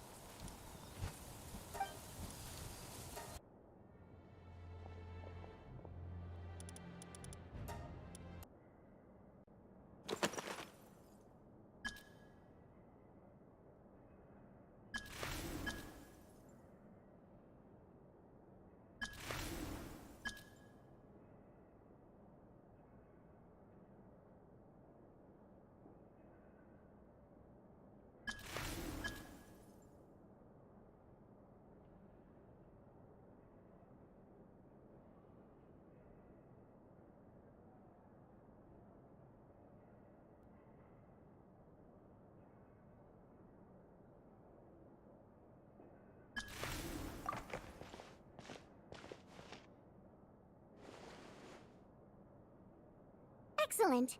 We'll hold on to this for you. All right. Now that we're officially Rokart comrades, I can tell you. Chuganov is the target of our current operation. Recently, we've done some recon work at the Iskra manufacturing plant, which pretty much confirmed that their energy consumption is way beyond the legal limit. All we need now is some direct evidence to present to the Vetcha, so we can demand that they shut the plant down. That way, the Kresny Crystal can be allocated to where it's needed most. I was hoping he might let slip during one of our chats, but he's too tight-lipped. We'll have to find another way. I'm meeting another regular theater goer tonight, Mitya. But Valeri's here too, and he's probably looking for Mitya, so he may end up being a no-show. Don't you worry. He must know how to dodge Valeri, or he wouldn't be showing up on time for every performance. Mitya is a renowned energy expert. Although we can't get any direct evidence of the excessive energy consumption at the plant, we can accidentally let the information slip to him. The authorities should take someone like him seriously. So if he starts raising questions about energy use at the Iskra manufacturing plant, there will be a proper investigation. Also, we're not allowed on site, but he has clearance. So all we need is his cooperation. Yeah, so that's the other thing we're trying to figure out. Though I think we're far less likely to make any progress on that front. Still, I hear that Mitya is a bit of a chatterbox. So, who knows? Maybe if we catch him in the right mood, he'll let something slip. What do you think? Sound like something worth your time? Okay, in that case, you guys find a seat somewhere nearby. Pretend you're a couple of buddies there to eat, and keep your ears peeled for useful information. He's a huge fan, so I doubt he'll have his guard up around me. But you two need to be convincing. If he suspects anything at all, he might stop talking. Sure. Don't worry. We'll make a believable pair of buddies.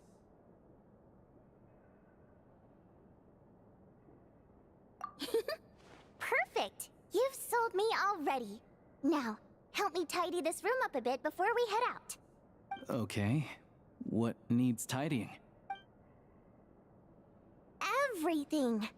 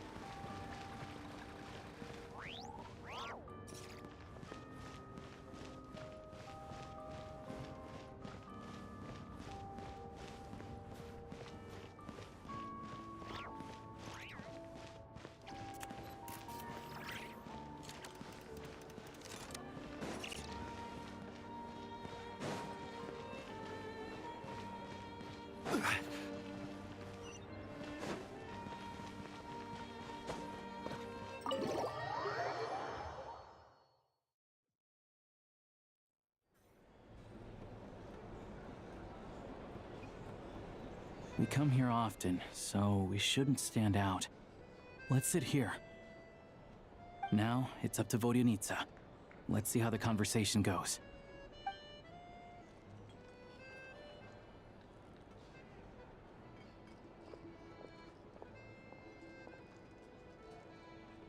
Mr. Mitya! Over here! Over here! Oh, sorry. I got a little held up on my way here. Now we have even less time than we planned.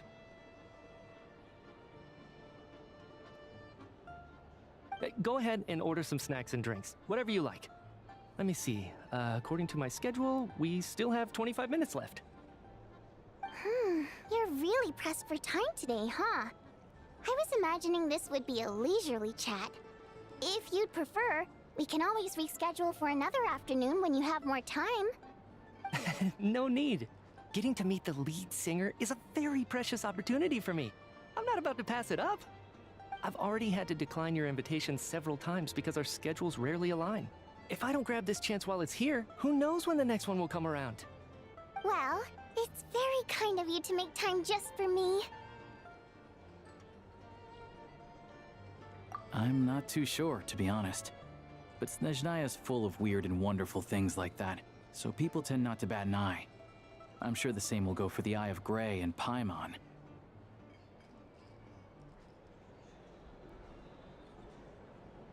The reason I invited you out for tea and a chat today was to get some feedback from a true fan of the theater. Well, I genuinely have nothing bad to say. No matter how many times I hear you sing, it never gets old. It always seems fresh and new somehow. Maybe it's because the more times I listen, the more details I notice. Or maybe you simply improve with every performance, delivering it better each time. Thank you! I'm delighted to hear that! Could you give me any specific examples? Oh, yeah.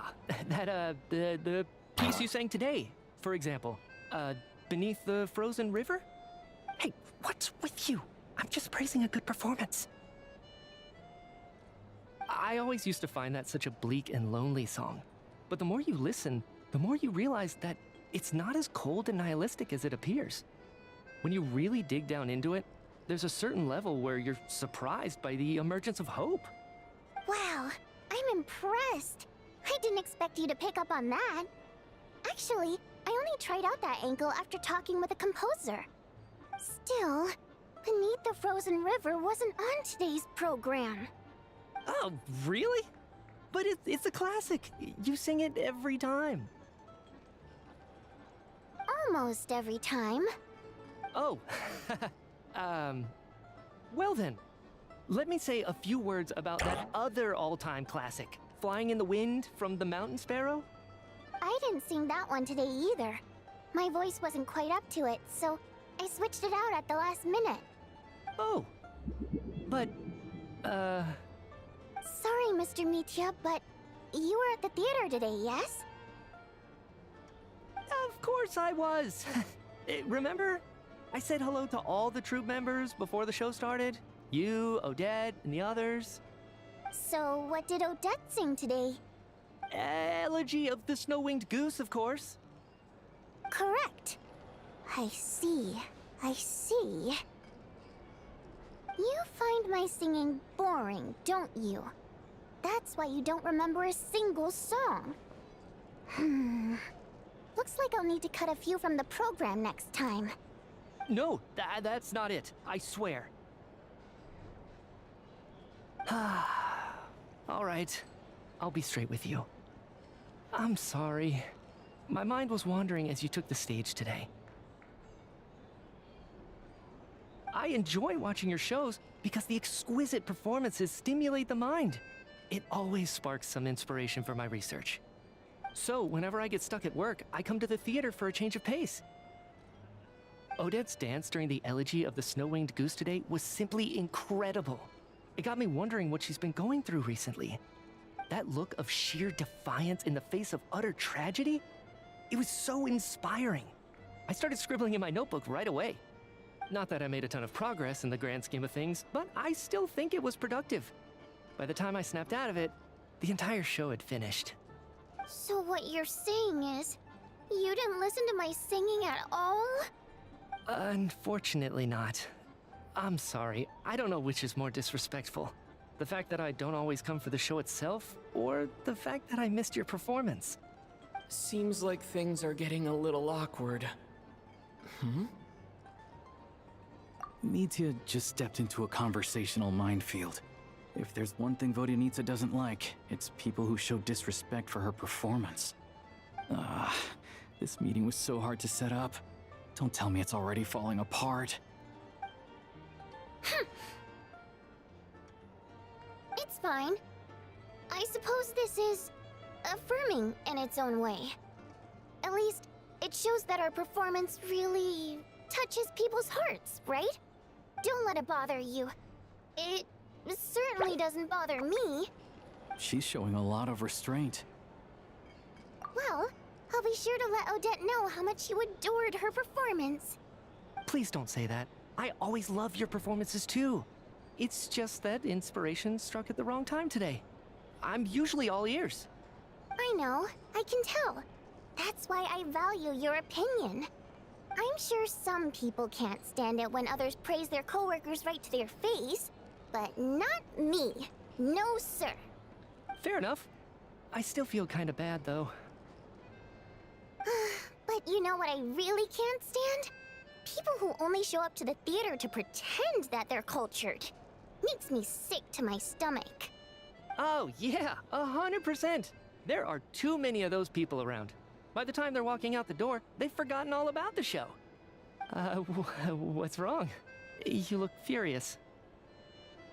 I don't know if you've heard about the boss of the Iskra manufacturing plant. He isn't even a theater investor, but he always demands the same privileges as actual investors. Box tickets only, premium drinks, even the right to request specific songs. Well played, Vodyanitsa. Seems like she's harnessing her rage to steer the conversation back on track. Now that you mention it, I've interacted with that guy before. I gotta say, everyone holds him up as an example of a benevolent businessman, but I don't know. I don't see it. Yeah, he couldn't care less about what's happening on stage. He's just there to flaunt his social status. I hate that I have to prepare programs for guys like that. What's the big deal with that factory he runs anyway? I asked around a bit and heard some pretty shocking stories. Sounds like he's just another greedy capitalist. Oh, really? Yep, the things people are saying are pretty damning. Low wages, insanely long working hours, equipment running around the clock.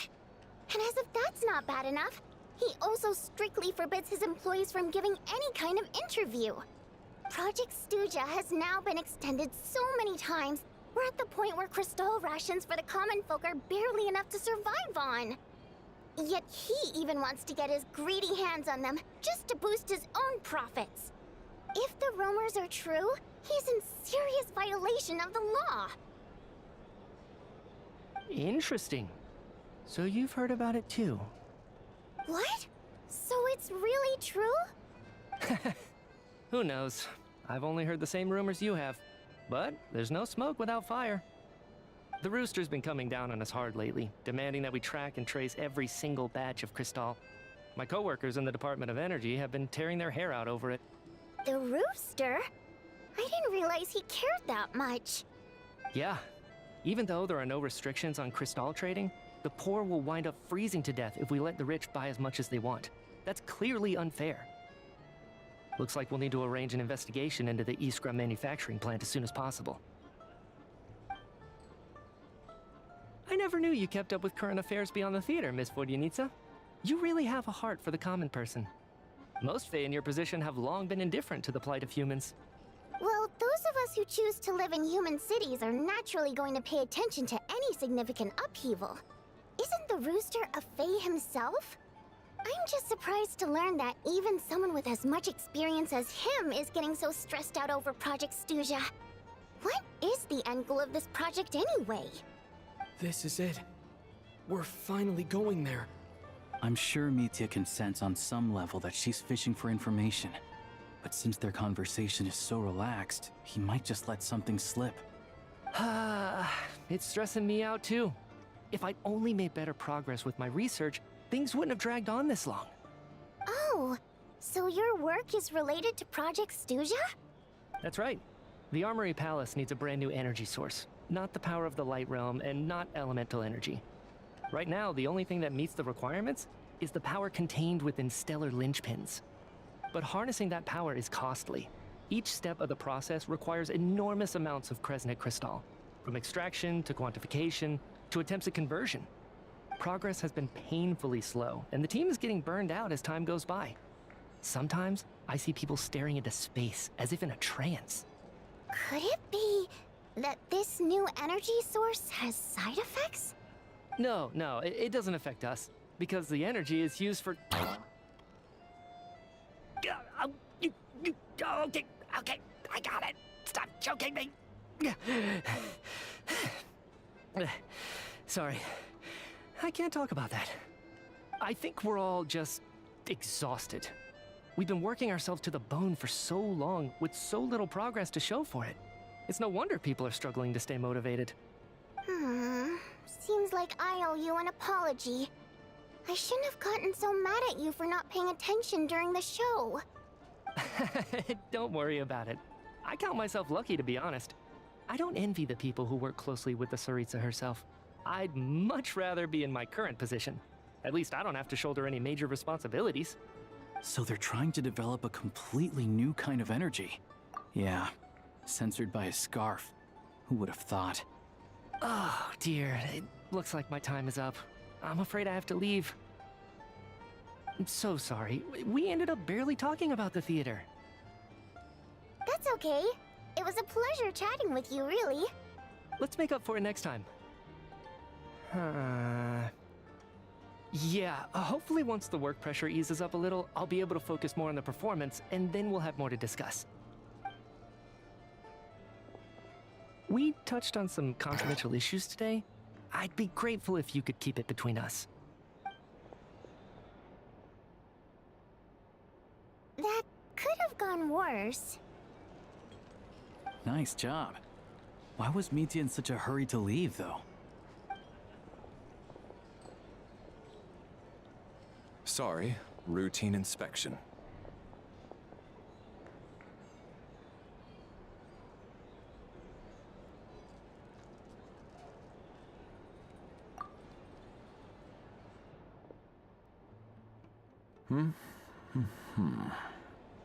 Okay, let's go.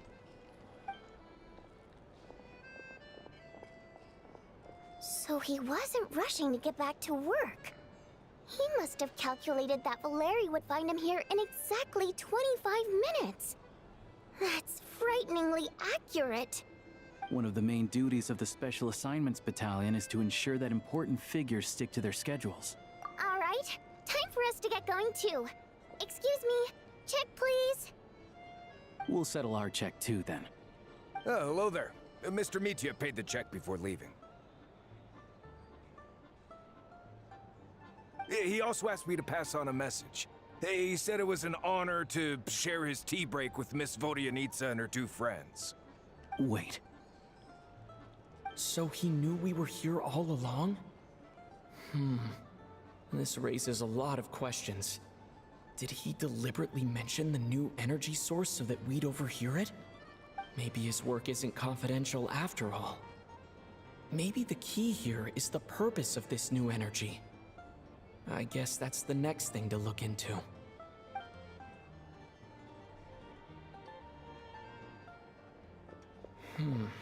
Vodyanitsa and Alosha have left. Time to head back and call it a day.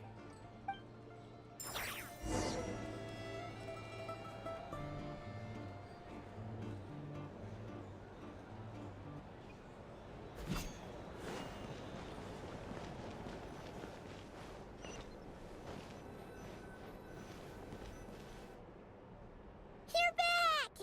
Here pretty early today. Paimon was just gonna mention that.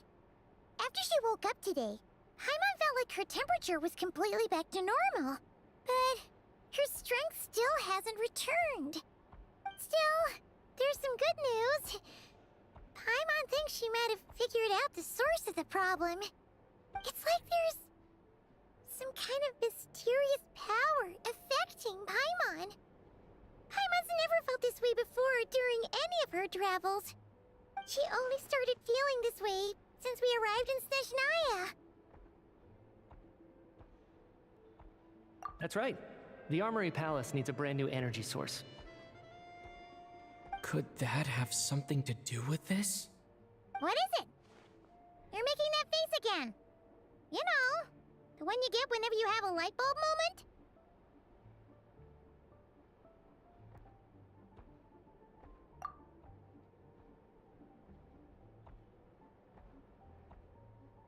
So, they're trying to develop a new energy source here? And you think that might be why Paimon's feeling unwell?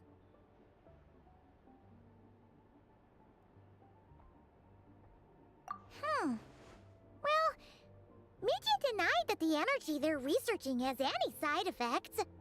Although, he did say that people working on the project have been having issues with their concentration and short-term memory. And even so, those are completely different symptoms from Paimon's.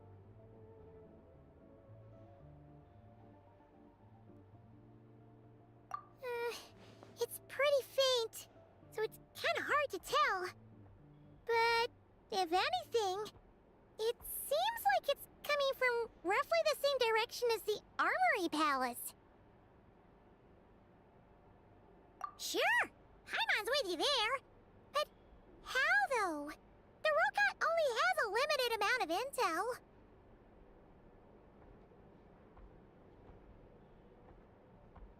Oh, great point! They argue about Project Stuja every day. If we could sit in on one of their sessions, we might pick up some new leads.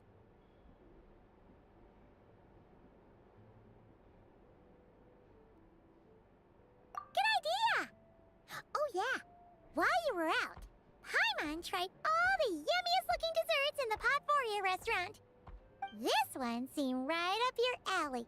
So, Paimon saved some for you. Come try it once you finish writing your letter.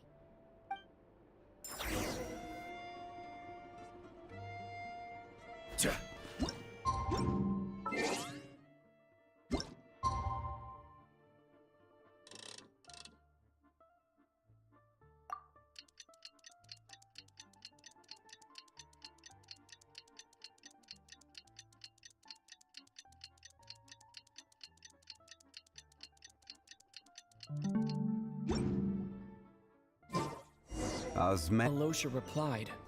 He says that we won't be able to speak at the Vetcha, but he can arrange for us to attend as visitors. Time to get ready. Then head to the Snezhnograd Vetcha.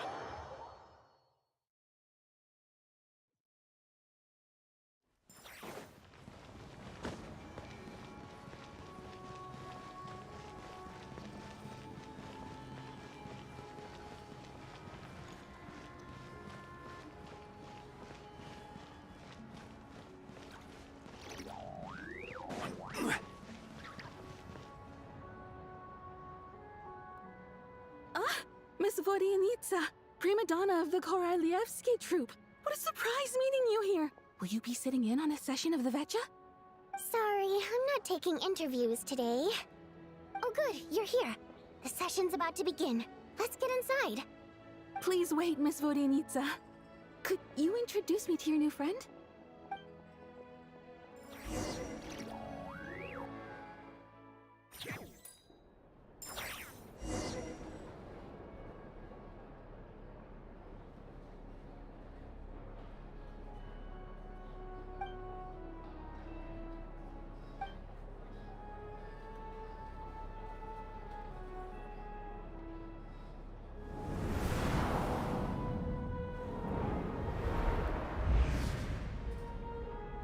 In summary, the energy management commitments made for the outgoing period have been delivered upon. Furthermore, both the production and consumption of Kresnik Crystal show clear signs of stabilizing. The relevant agencies have assessed the present circumstances and determined that the status quo can be sustained until the next period. For detailed statistics, I would refer you to the industry reports that have been distributed to all persons present. It should also be noted that while the recent blizzards have led to a significant increase in people's energy expenses, this is strictly a short-term phenomenon associated with a remotely located monster. Her Majesty the Tsaritsa is giving her full attention to this matter. We should have every confidence that it will be dealt with swiftly and conclusively. A financial report on disaster relief is also present in this report, courtesy of Pantalone.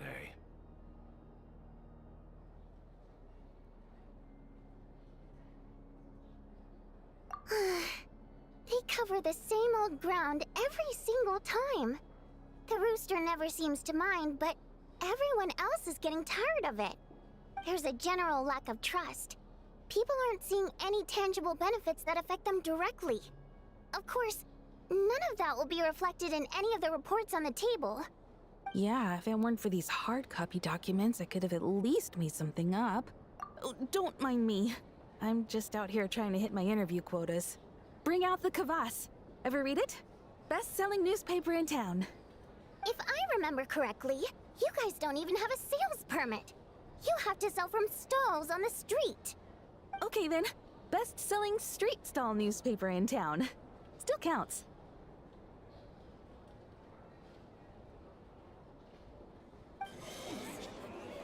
Order! We will now open the floor to the representatives. If there are no further substantive issues to discuss, we will then proceed to a vote on this motion. Snezhnaya has a long tradition of treating members of the Fatui armed forces and their dependents favorably. But recent surveys shows that Fatui families in remote areas have access to 15% less crystal than the average civilian family in Snezhnograd. It's been said many times before, but it bears repeating now.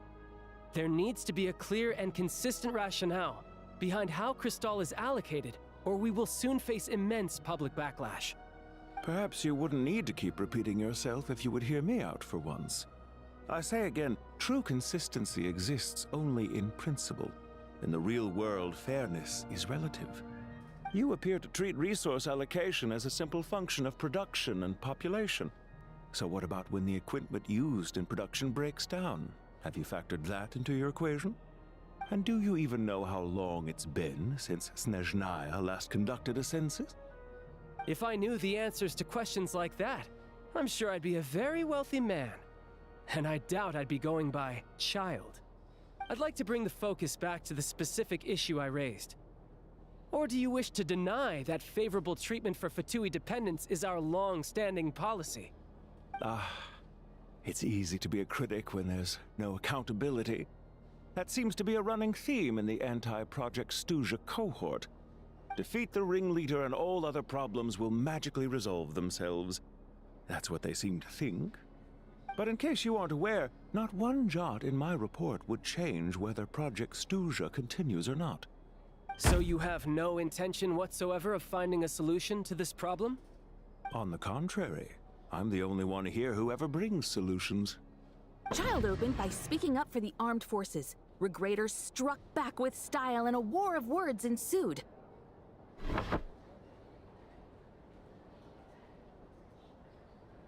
Our reporter was live on the scene to get the audience's reaction as it all unfolded. Who do you support?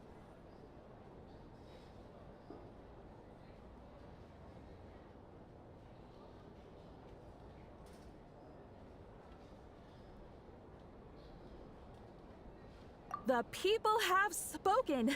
Child received raucous applause from the crowd as he pushed Regrator onto his back foot with a relentless barrage of questions. It had to be seen to be believed. Now you see why they don't have a sales permit.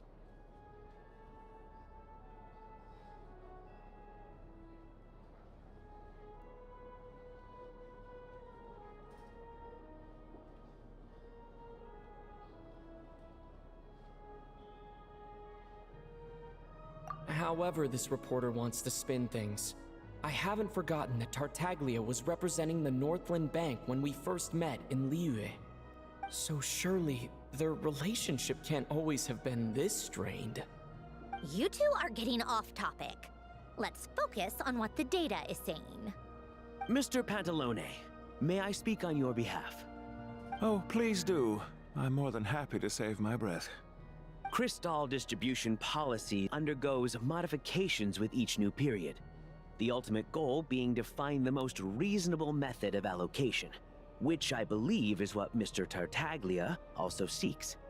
But I fear many may have been misled on this topic by extremist activists.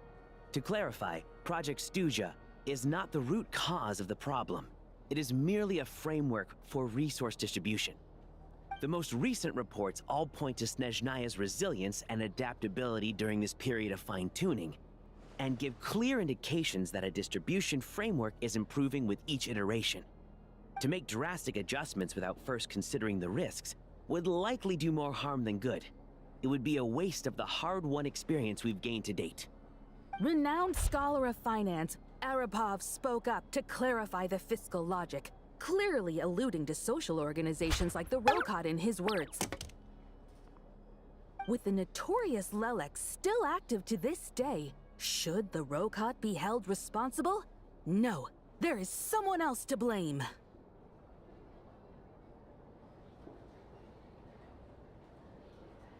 She's just rephrasing what Mr. Pantalone said. The Rokot are the critics he accuses of taking no responsibility for their actions. As for Lelek, you won't have heard of him yet. He's currently the most famous member of the Rokot. Well, more like infamous. Ending Project Stuja has become an obsession for him. Unlike the more decent ones among us, he believes that votes in the Vetcha are all that matter. So whether it's threats, coercion, or bribery, he'll use whatever means necessary to get people to change their vote. And since we're already on the subject, what do you think of Lelek's methods? Are you for or against?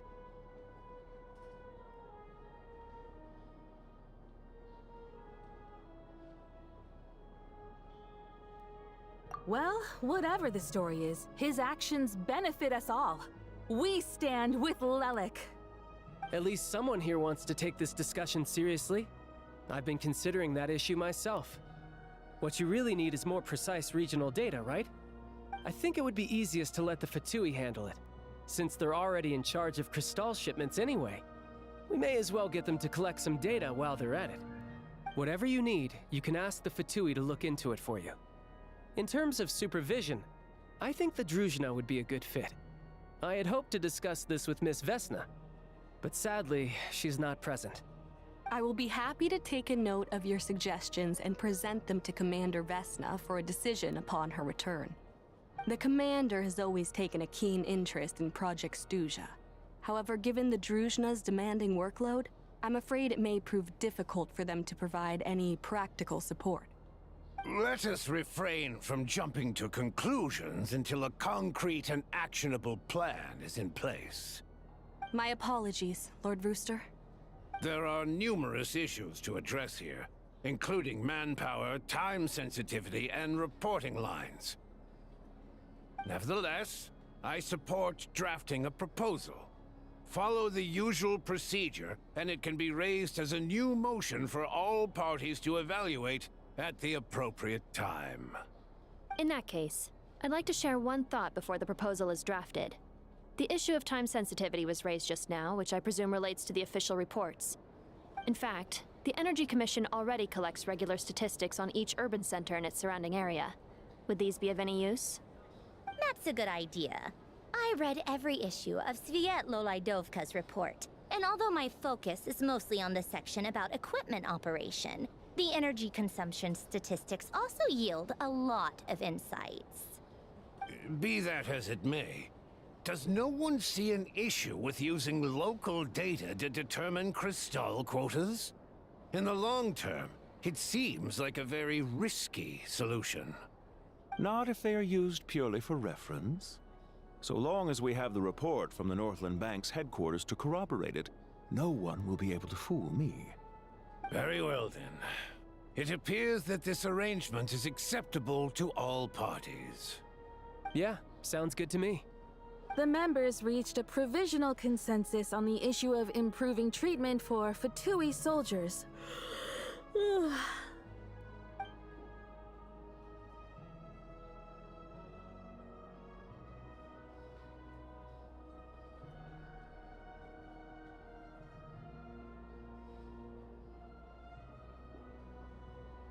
Today, the prima donna of the Korailievsky troupe attended a session of the Snezhnograd Vecha in the company of a dashing young man. The question on all our minds is, what is the true nature of their relationship? Write anything like that again, and I'm revoking your permission to interview the troupe. Got it?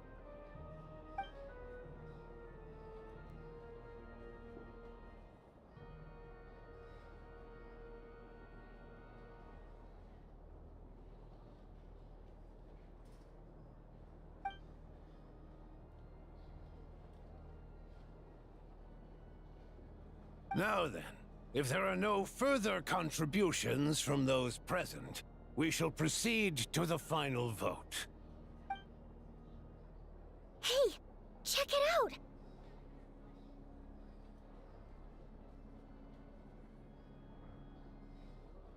What made him vote against? Why now?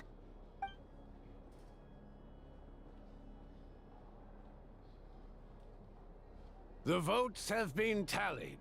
Those in favor of continuing Project Stuja total 61%, securing a clear majority. That was too close. The margin has shrunk yet again. Chuganov was a huge loss. I'll bet Lelik is behind this. I wonder how Pulcinella will respond this time. Chuganov. I see. Lelik strikes again. Yes. Go, Lelik. Once Project Stuja is defeated, our unwavering support at Bring Out the Kvass will finally pay off when we make our comeback. I can taste our victory already! In accordance with the result of this vote, Project Stuja will remain in effect until the next Vecha period.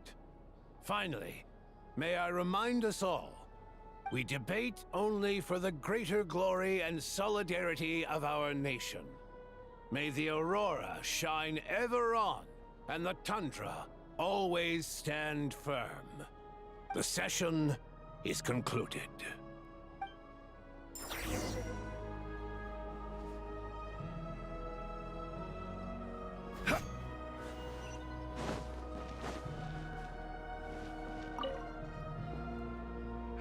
to say, I really wasn't expecting Chulkanov to vote against Project Stusha.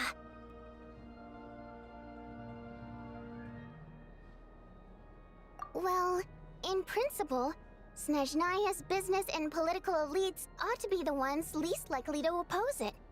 As we heard, Project Stusha is basically just a resource distribution framework that requires everyone to cut back during the winter. But even if the policy got cancelled, the Tsaritsa's energy needs wouldn't suddenly go down. The extra demand from the public would have to be filled from somewhere. So logically, the factories would have to take the hit.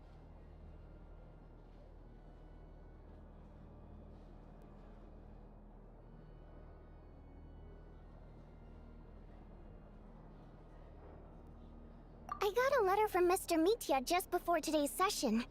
He said he's confirmed that there are issues around overtime and excessive energy consumption at the Iskra manufacturing plant. In a situation like this, once the Rooster receives the report, he'll order the factory to halt production and submit to an investigation before issuing a penalty. But that's a week-long process, and thus didn't make it onto the Vetcha agenda this time. I don't think he suspects anything so far.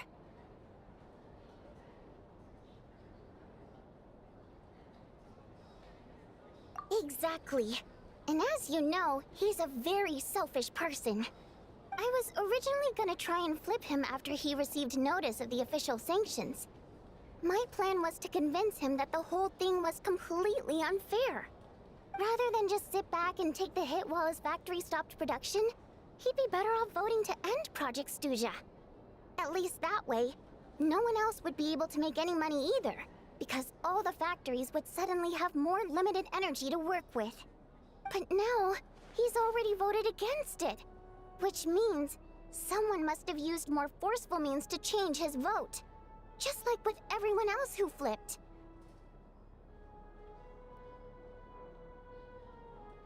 Yeah, no one knows why Lilac is so obsessed with ending Project Stusha, but by the looks of it, he's inching closer and closer to success. Lilac must have strong motivations, given how he'll stop at nothing to achieve his goal. Maybe he knows the full truth of Project Stusha. Maybe my next step should be to focus on him. Oh, right.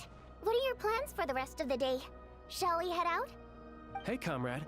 I noticed you were here during the debate. I didn't take you for a political enthusiast. Greetings, Harbingers. I just happened to have some free time today, and my new friend here thought it might be fun to check out the Vetcha. Ah, Odette must have introduced you. Looks like you two are getting along pretty well. I'll leave you to catch up. I should head back to the troop. Sure. Break a leg and all that.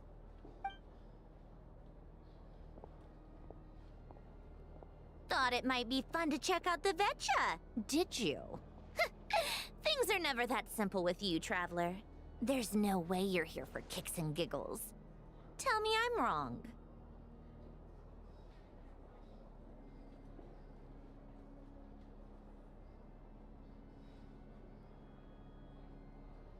Oh, yeah.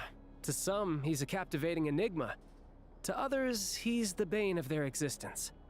No one ever thought that some anonymous nobody from the Rokot could cause such a stir.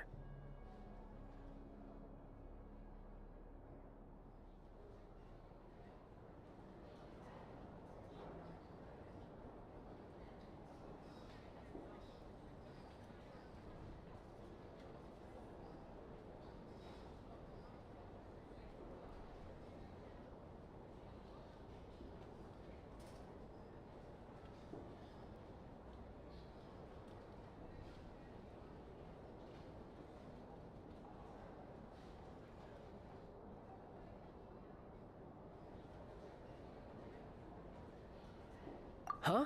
You want to look into Lelik? Then I'm sure his days of anonymity are numbered. What do you think, Sandrone? Fine by me, I guess. If the Traveler actually manages to expose Lelik, it'll be doing Pulcinella a favor. In return, it seems fair to let him in on what we've learned so far. My thoughts exactly. Sharing is caring, after all. Head back to Glupov and grab the files on Lelik. It's easier to just pull the records than go through the rigmarole of getting the Traveler a visitor's permit. As you command, child, sir. In that case, since we're going to be waiting anyway, I'll have someone brew a pot of black tea.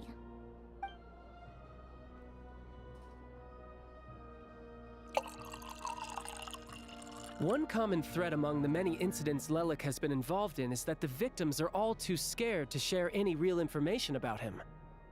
Clearly, he must have threatened them in some way. His modus operandi is to silently infiltrate the scene and leave a threatening letter behind. But neither the letters nor the crime scenes ever yield any clues to his identity. So all these files have to offer are short statements by the people affected. They don't give us a lot to go on. If nothing else, it shows we're dealing with a trained professional who's versed in counter-surveillance.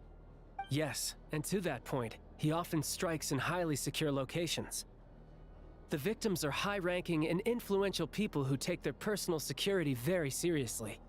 Somehow, Lelik slips right into their rooms without making a sound. There's never any eyewitnesses, nor the slightest trace of a break-in. If he can get in and out undetected, it means he can strike without warning. Not that that's ever happened so far, but the thought is enough to scare these people sleepless. It's hard to believe that a human being could pull this off flawlessly every time, so they switched the focus of the investigation to Faye. Unfortunately, no one's found anything yet.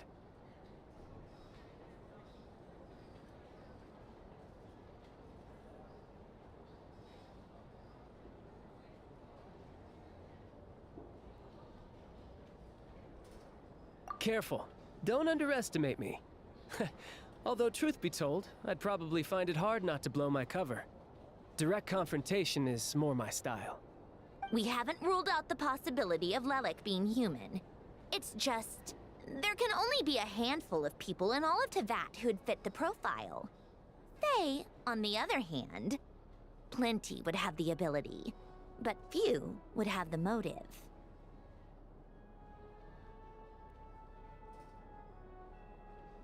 No, not as strong as me.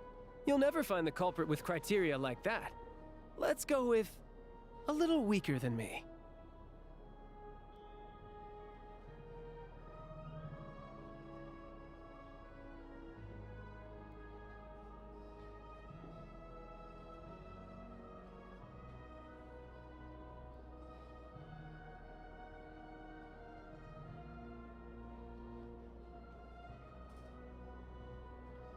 Oh, you hit me right where it hurts. I'll admit, he's strong and meticulous. But can we at least limit this to candidates who have something to do with Snezhnaya? He's just trying to find a reference point. Stop getting fixated on who's stronger than who.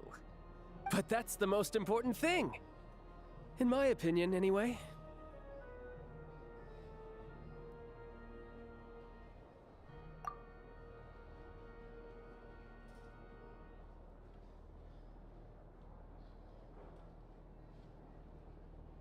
Odette? Yeah, that seems about right. Her skills are solid, and she's always calm under pressure. Except she's Fatui, so the likelihood of her working against us is pretty low. But yeah, much more accurate than your previous example, at least. No, wait a moment. Maybe we should interrogate that assumption. What do you mean? Which assumption? Her Fatui identity doesn't necessarily exonerate her. And when you think about it, the Rokot would be precisely what she needs to conceal her identity. Plus, she wouldn't need to be such a pro at covering her tracks. She'd already know where the Fatui will be and when, so she could choose the perfect time to act. Oh, yikes. I was just thinking out loud. Why is this starting to sound like such a convincing theory? Still, what reason could Odette possibly have for trying to call off Project Stuzia? Arlecchino would be the best person to ask. She knows Odette best. Unfortunately, she isn't back yet.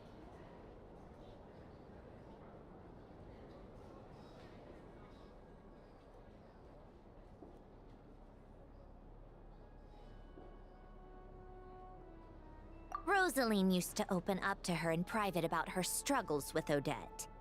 As I'm sure you can imagine, Arlecchino is quite a lot better with children than Rosaline was.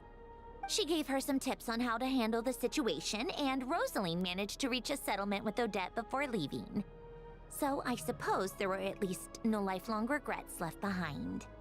Beyond that, I don't know the details about that side of things. But I do know that Odette definitely has a motive to hold a grudge against Project Stuja. The reason being, her father passed away during the early stages of the project. That was back before it had been named Project Stuja, when things were still being worked out. But in essence, it's remained the same ever since. Huh. The more you know. Rosaline was always so self-centered. I never understood why she started paying so much attention to Odette.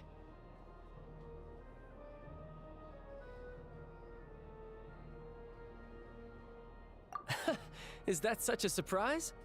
If you cast your mind back, you may remember that Rosaline and I weren't exactly close. We had tea together a few times, but that was about it.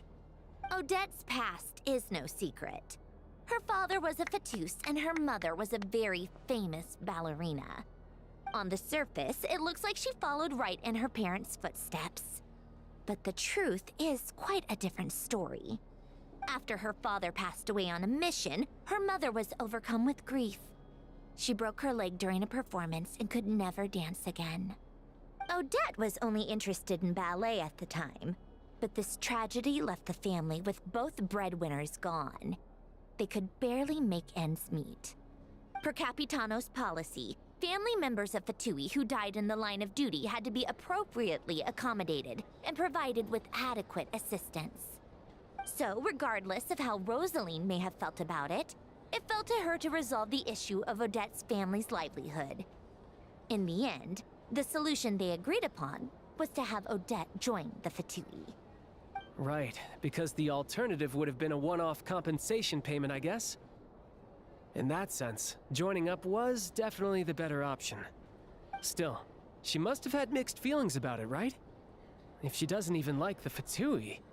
It's just a theory, a possibility. But as a motive for Odette to become Lelik, it holds up. That said, I have no idea where Odette's head is at right now, or what her conflict with Rosaline was about. Plenty of people were on bad terms with Rosaline. I have no intention of trying to figure it all out.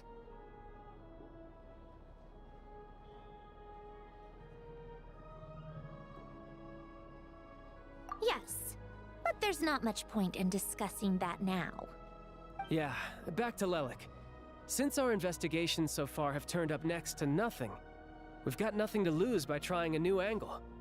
Funnily enough, Tonya and I had actually made plans to go to the theater tomorrow to watch Odette's rehearsal. Unfortunately, thanks to this Lelik situation, I'll be stuck working overtime again. Which means you can go in my place. No point wasting the ticket. Plus, you'll get to meet Tonya.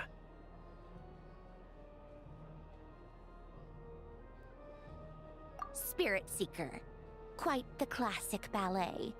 It was passed down through Odette's mother's family for generations, though it hasn't been performed in years. But Odette's been practicing it diligently, and it's finally ready for a return to the stage. Excitement is through the roof. Tickets for the official performance sold out long ago. Tonya's excited for it too. She's desperate to see it no matter what. Personally, it's not really my kind of thing, but since she's my little sister, I had to figure something out. I've actually seen it several times before. The story's pretty straightforward. The lead character follows a trail of clues left behind by a spirit, gradually recovering her memories along the way. It's a tale of love and regret. So not exactly reinventing the wheel, at least by today's standards.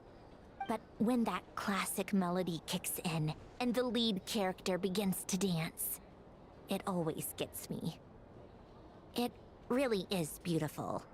Not an easy dance to do justice to, though. I know it's always been Odette's dream to perform this piece, but I'm not sure she's really ready. In that case, I think that even if she is Lelik, We should wait until her performance is over before we respond. I'll let you take it from here, comrade.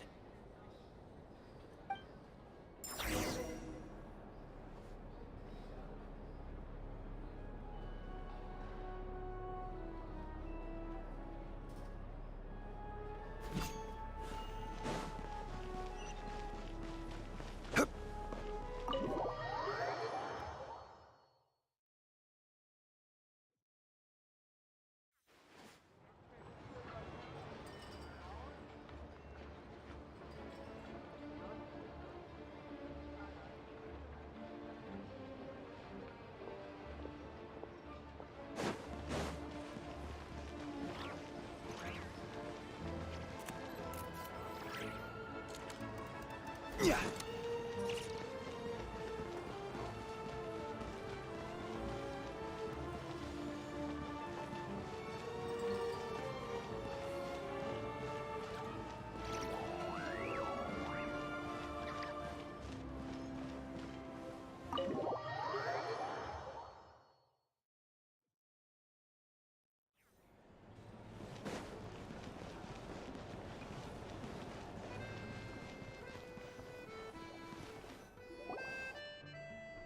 Like you've made a ton of progress today. It's good that everything's going so smoothly. Next step is to head back to the theater and get a clear answer from Odette.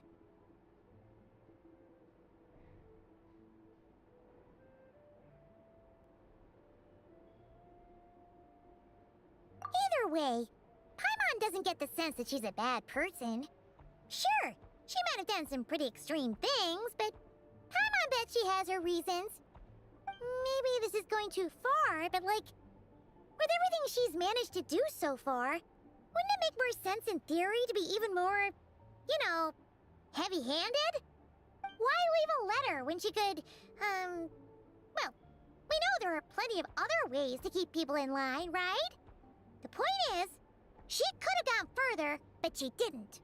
So, if it is her, she's got some principles, at least.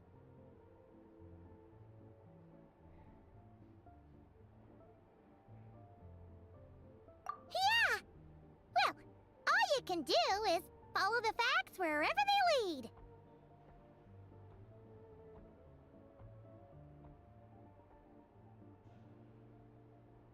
No change, really. But that thing Paimon told you about yesterday? Paimon feels like she can sense it more clearly now. Hearing you talk about your day makes Paimon itch for an adventure. If only she could be there with you so we could experience it all together. Yeah, I wish you could be there too. I'm not used to adventuring alone. But don't worry, we'll get to the bottom of this. Guess it's just one of those things. Never mind. Paimon will behave herself and keep resting.